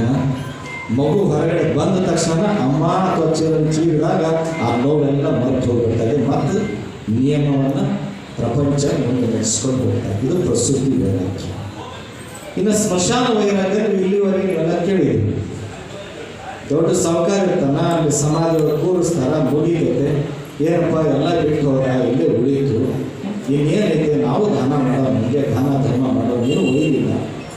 ಬಹುಶಃ ಈ ಸಾಗರ ಪಟ್ಟಣ ಸುತ್ತಮುತ್ತ ಯಾರ ಒಯ್ದಾರಂದ್ರೆ ಸಂಪತ್ತನ್ನು ಒಯ್ದಾರೆ. ಅಡಿಕೆ ಬಂದಂಥ ದುಡ್ಡು, ಬಂಗಾರ, ಬೆಳ್ಳಿ, ವಸ್ತು, ಒಡವೆ ಯಾರು ಒಯ್ದಾರಂದ್ರೆ ಅಕಸ್ಮಾತ್ ಏನಾಗಿ ಕೈಯೊಳಗೆ ಉಂಗುರಗಳಿರ್ತಾವೆ, ಶರೀರ ಕೊನೆಯಾವಸ್ಥೆಯಲ್ಲಿ ತನ್ನ ವ್ಯವಸ್ಥೆ ಕಳ್ಕೊಂಡಿರ್ತೈತೆ. ಗಾಳಿ ತುಂಬಿತಂದ್ರೆ 10 kg ಮನುಷ್ಯ 20 kg ಹಾಕಾನೆ, 20 30 ಹಾಕಾನೆ ಅಂದ್ರೆ ಓದ್ಕೊಂಡ್ಬಿಡ್ತೈತೆ. ಆ ಅಪ್ಪಿ ತಪ್ಪಿ ಅದು ಒಂದು ಉಂಗುರ ಬರಲಿಲ್ಲ ಅಂದ್ರೆ ಮ್ಯಾಲೆ ಕೊಡ್ತಾರೆ, ಅಳತಿರ್ತಾರೆ ಅವ್ರ ಸಂಬಂಧಿಕರು. ಹೋಲ್ ಬಿಡೋ ಇಷ್ಟು ಕೋಟಿಗಟ್ಟಲೆ ಆಸ್ತಿ ಇಟ್ಟಾನ, ಅದೊಂದು ಉಂಗುರ ಹೋದ್ರೆ ಏನಾಯ್ತು ಅಂತ ಒಬ್ರು ಅನ್ನೋದಿಲ್ಲ. ಮ್ಯಾಲೆ ಕೂರ್ತಾರೆ ಅಂತಾರೆ, ಅಳೋದ್ರೊಳಗೆ ಅದನ್ನು ಸ್ವರ ಕೊಡಿಸ್ತಾರೆ, ಕೈಯಾಗ ಉಂಗುರ ಐತೆ ಬಿಚ್ಚಿಗೋ. ಒಂದು ವೇಳೆ ಬರಲಿಲ್ಲ ಅಂದ್ರೆ ಏನು ಮಾಡ್ತಾರೆ? ಆ ಬೆಲ್ಲ ಕತ್ತರಿಸಿಕೊಳ್ಳುವಂಥ ವ್ಯವಸ್ಥೆ ಇದೆ. ಹೀಗಾಗಿ ಕೊನೆಗೆ ಬರುವಂಥದ್ದು ಏನು ಅಂದರೆ ವಿಶೇಷವಾಗಿ ವೀರಶೈವ ಧರ್ಮದಲ್ಲಿ ಒಂದು ಕೊಡುಗೆಯನ್ನು ಕೊಟ್ಟಿದ್ದಾರೆ. ಗುರು ಶ್ರೀ ಗುರು ನಿಮ್ಮ ಹಸ್ತಕ್ಕೆ ಕೊಟ್ಟಿದ್ದಾರೆ. ಅದು ಯಾವುದಂದ್ರೆ ಇಷ್ಟಲಿಂಗ. ಬಹುಶಃ ತಾಯಿಯಂದ್ರೆ ಒಂದು ಪ್ರಾರ್ಥನೆ ಗೀತೆಯನ್ನು ಹೇಳಬೇಕು. ಗುರುವಿನಿಂದ ಲಿಂಗ ಜಂಗಮ, ಪ್ರಸಾದ, ಪಾದೋದಕ ಮಂತ್ರ ಇವೆಲ್ಲವೂ ದೊರೀತಾ ಇರುವಂಥದ್ದನ್ನು ಹೇಳಿದ್ವಿ. ಇಡೀ ಜಗತ್ತಿನಲ್ಲಿ ಅನೇಕ ಧರ್ಮಗಳಿದ್ದಾವೆ. ವಿಶೇಷವಾದಂಥ ಧರ್ಮ ಯಾವುದಂದ್ರೆ ವೀರಶೈವ ಧರ್ಮ, ವಿಶಿಷ್ಟವಾದಂತಹ ಧರ್ಮ ಅಂತ. ಇಷ್ಟಲಿಂಗಂ ಇದಂ ಸಾಕ್ಷಾತ್ ಅನಿಷ್ಟ ನಿವಾರಕ ಸರ್ವದಾ ಶರೀರೇ ಬುಧಃ. ಶರೀರದ ಮೇಲೆ ಧರಿಸುವುದರಿಂದ ಪ್ರತಿಯೊಬ್ಬರಿಗೂ ಬಂದಂಥ ಅನಿಷ್ಟಗಳು ನಿವಾರಣೆಯಾಗಿ ಎಲ್ಲ ಇಷ್ಟ ಪ್ರಾಪ್ತಿಯಾಗುವಂಥ ಶಕ್ತಿ ಎಲ್ಲಿದೆ ಅಂದರೆ ಇಷ್ಟಲಿಂಗದಲ್ಲಿದೆ. ಇಷ್ಟಲಿಂಗಂ ಇದಂ ಸಾಕ್ಷಾತ್ ಅನಿಷ್ಟ ನಿವಾರಕ. ಶರೀರದ ಮೇಲೆ ಲಿಂಗವನ್ನು ಧರಿಸುವುದರಿಂದ ಆತನೂ ಕೂಡ ಶುದ್ಧನಾಗ್ತಾ ಇದ್ದಾನೆ, ಆತನ ಅನಿಷ್ಟಗಳೆಲ್ಲವೂ ನಿವಾರಣೆ ಆಗ್ತಾ ಇದ್ದಾವೆ. ಬಹುಶಃ ನಿಮ್ಮೆಲ್ಲರಿಗೂ ಪ್ರಶ್ನೆ ನಿಮ್ಮಲ್ಲಿ ಕಾಡ್ತಾ ಇದ್ದಾರೆ. ಪೇಟೆ ಪಟ್ಟಣಗಳಿಗೆ ಹೋಗಿ ನಾವೆಲ್ಲ ಹೋಗ್ತೇವೆ, ವ್ಯವಹಾರಗಳನ್ನು ಮಾಡ್ತೇವೆ, ವ್ಯಾಪಾರಗಳನ್ನು ಮಾಡ್ತೇವೆ. ಶರೀರದ ಮೇಲೆ ನಾವು ಲಿಂಗವನ್ನು ಹಾಕಿಕೊಂಡು ಹೋದಾಗ ಬೇರೆಯವರು ನಮ್ಮ ಸ್ಪರ್ಶ ಮಾಡಿದ್ರೆ ಮೈಲಿಗೆ ಆಗ್ತೈತೆ ಅನ್ನುವಂಥ ಒಂದು ಜಿಜ್ಞಾಸೆ ನಿಮ್ಮೆಲ್ಲರಿಗೂ ಕೂಡ ಇದೆ. ಅದಕ್ಕಾಗಿ ಕೆಲವೊಬ್ರು ಯಾರು ತೆಗೆದಿಲ್ಲ, ಎಲ್ಲರ ಲಿಂಗ ಅದಾವಿಲ್ರಿ. ನಾ ಕೈ ಅಂತಂತ ಹೇಳಂಗಿಲ್ಲ, ಅಕಸ್ಮಾತ್ ಕೈ ಕಡಿಮೆ ಆದ್ರೆ ನನ್ನ ಮರ್ಯಾದೆ ಪ್ರಶ್ನೆ. ಹಾಗಾಗಿ ಶರೀರದ ಮೇಲೆ ಲಿಂಗ ಇರೋದ್ರಿಂದ ಮತ್ತೊಬ್ರು ನಮ್ಮನ್ನು ಏನಾದ್ರು ಸ್ಪರ್ಶ ಮಾಡಿದ್ರು, ಪರಧರ್ಮಿಯರು ಮುಟ್ಟಿದ್ರು ಕೂಡ ರೇಣುಕ ಭಗವತ್ಪಾದರು ಹೇಳ್ತಾ ಇದ್ದಾರೆ, ಅವರು ಕೂಡ ಶುಚಿ ಆಗ್ತಾ ಇದ್ದಾರೆ, ಶುದ್ಧವಾಗ್ತಾ ಇದ್ದಾರೆ. ಇಂಥ ಪವಿತ್ರವಾದಂಥ ಧರ್ಮ ಯಾವುದಂದ್ರೆ ವೀರಶೈವ ಧರ್ಮ, ವೀರಶೈವ ಧರ್ಮ. ಅಂಥ ಧರ್ಮದಲ್ಲಿ ನಾವು ನೀವೆಲ್ಲರೂ ಕೂಡ ಜನ್ಮವನ್ನು ತಾಳಿ ಬಂದಿದ್ದೇವೆ. ಗುರುಕೊಟ್ಟಂಥ ಇಷ್ಟಲಿಂಗವನ್ನು ನಾವೆಲ್ಲರೂ ಕೂಡ ಶಾಸ್ತ್ರಸಮ್ಮತವಾಗಿ ವಿಧಿವಿಧಾನಗಳ ಪ್ರಕಾರವಾಗಿ ಇಷ್ಟಲಿಂಗ ಆರಾಧನೆಯನ್ನು ಮಾಡಿದರೆ ಅನಿಷ್ಟ ಎಲ್ಲಗಳು ನಿವಾರಣೆಯಾಗಿ ಸರ್ವರಿಗೂ ಕೂಡ ಸಂತುಷ್ಟವಾದಂತಹ ಸತ್ಫಲಗಳು ದೊರೆಯಲಿಕ್ಕೆ ಸಾಧ್ಯವಿದೆ. ಅಂತ ಪವಿತ್ರವಾದಂತಹ ಧರ್ಮ ವೀರಶೈವ ಧರ್ಮವಾಗಿದೆ. ಬಹುಶಃ ನಾವೆಲ್ಲರೂ ಕೂಡ ಭೂಮಿ ಮೇಲೆ ಯಾರೂ ಶಾಶ್ವತವಾಗಿ ಇರುವುದಿಲ್ಲ. ಕಡಕೋಳದ ಮಡಿವಾಳಪ್ಪನವರು ಒಂದು ಕಡೆ ಉಲ್ಲೇಖ ಮಾಡ್ತಾ ಇದ್ದಾರೆ, ಆಯುಷ್ಯ 10 ರಾತ್ರಿಗೆ ಕಳೆದಿರಿ 50. ನೋಡಿ ಎಷ್ಟು ಸುಂದರವಾಗಿ ಹೇಳಿದ್ದಾರೆ ಅಂದರೆ, ಆಯುಷ್ಯ 10 ರಾತ್ರಿಗೆ ಕಳೆದಿರಿ 50. ಒಬ್ಬ ಮನುಷ್ಯ 100 ವರ್ಷ ಬಾಳ್ತಾನ ತಿಳ್ಕೊಡು. ಈಗ 30 ವರ್ಷ ಗಟ್ಟಿದ್ರೆ ಸಾಕು, 100 ವರ್ಷ ಬದುಕ್ತಾನೆ, ಯಾವುದೂ ಕಾಯಿಲೆ ಇಲ್ಲ. ಕಡಕೋಳದ ಮಡಿವಾಳಪ್ಪನವರು ಹೇಳಿದಂಥ ವಾಕ್ಯ ಆಯುಷ್ಯ 10 ಅಂದರೆ 100 ವರ್ಷ, ಅದರಾಗ ರಾತ್ರಿಗೆ ಕಳೆದಿರಿ 50 ಅಂತ ಹೇಳ್ತಾರೆ. ಹೀಗೆ ಅಂದ್ರೆ ಅರ್ಧ ಆಯುಷ್ಯ ರಾತ್ರಿಗೆ ಕಳೆದಿಲ್ಲ.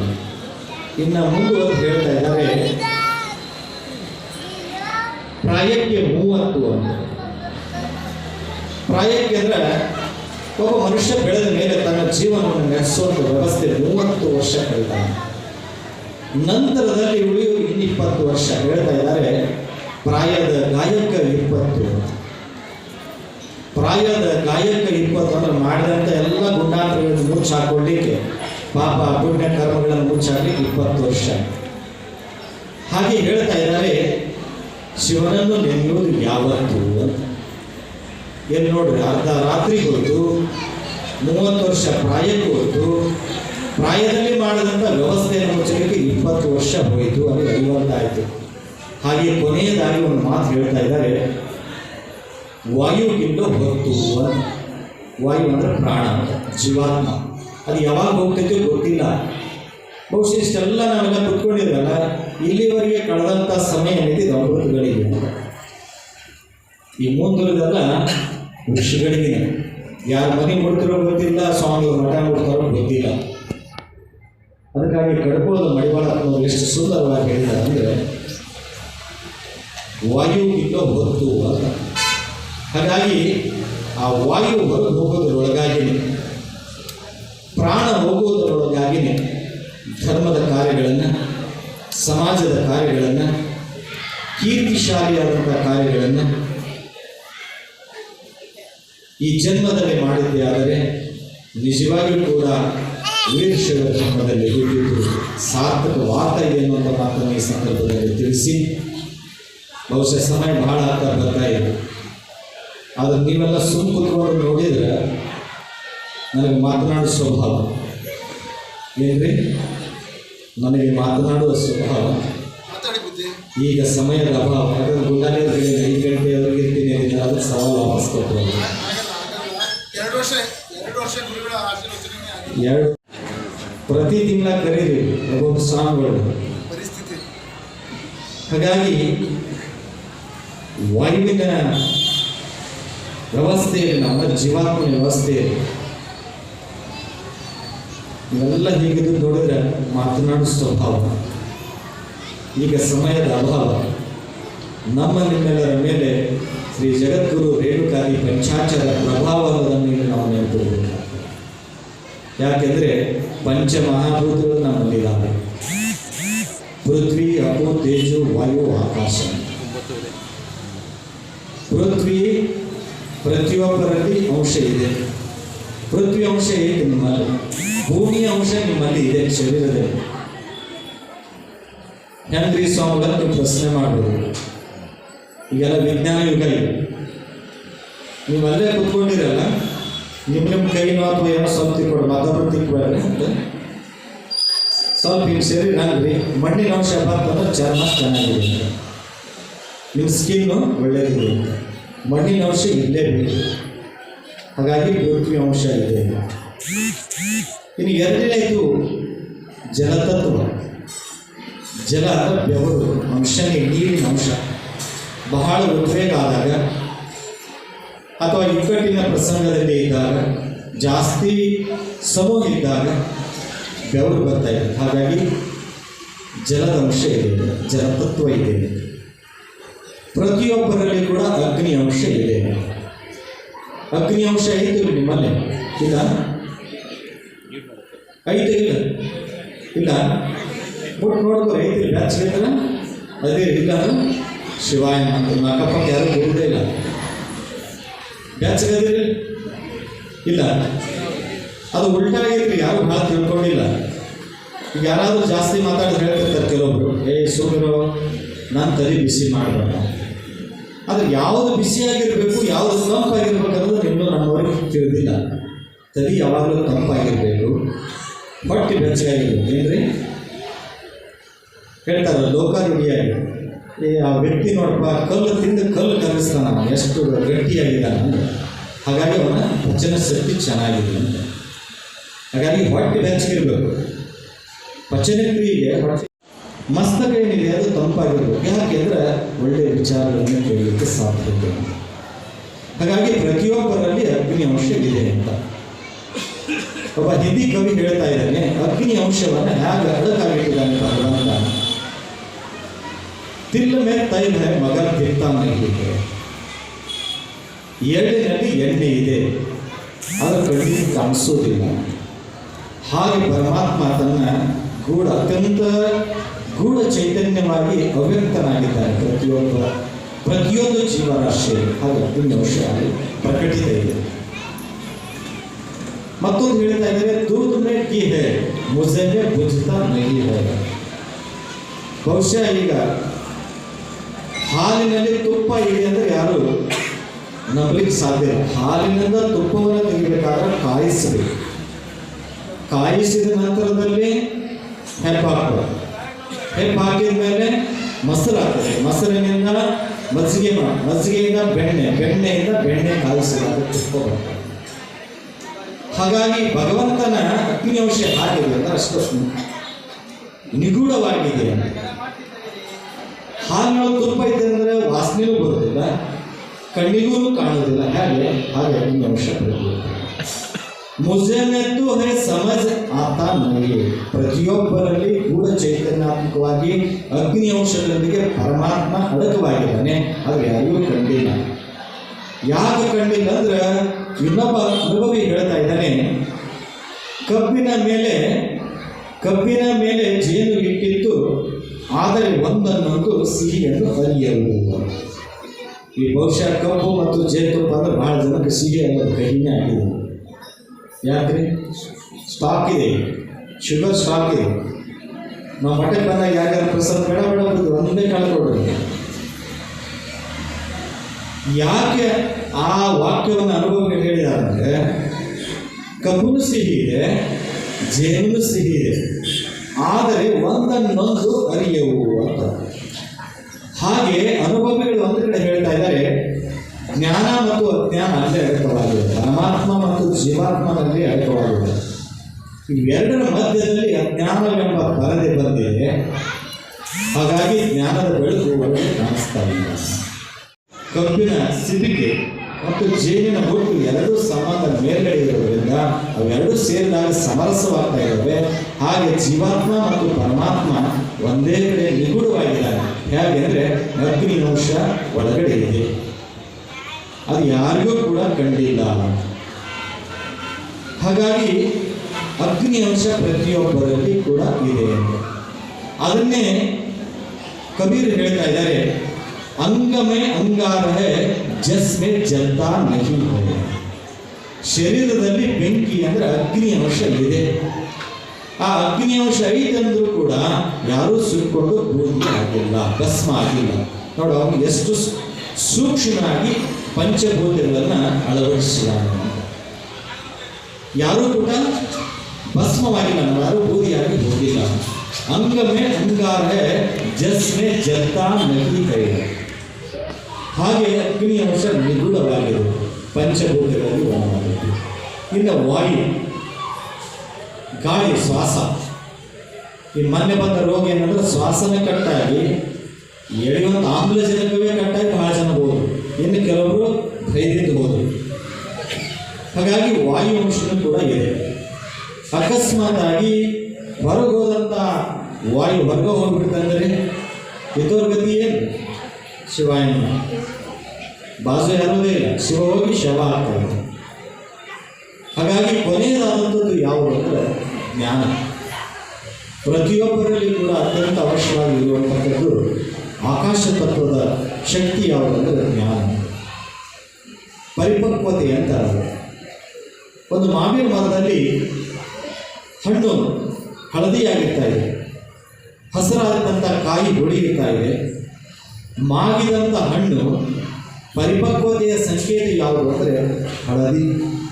ಆ ಹಳದಿಯ ವಸ್ತುವನ್ನು ನೋಡಿದಾಗ ಸಿಹಿ ಇದೆ, ಮಾಗಿದೆ ಅನ್ನುವಂಥ ನಮಗೆ ಅನುಭವ ಬರ್ತಾ ಇದೆಯಲ್ಲ, ಹಾಗೆ ಕೊನೆಯದಾದಂಥ ತತ್ವ ಯಾವುದಾದ್ರೆ ಆಕಾಶ ತತ್ವ.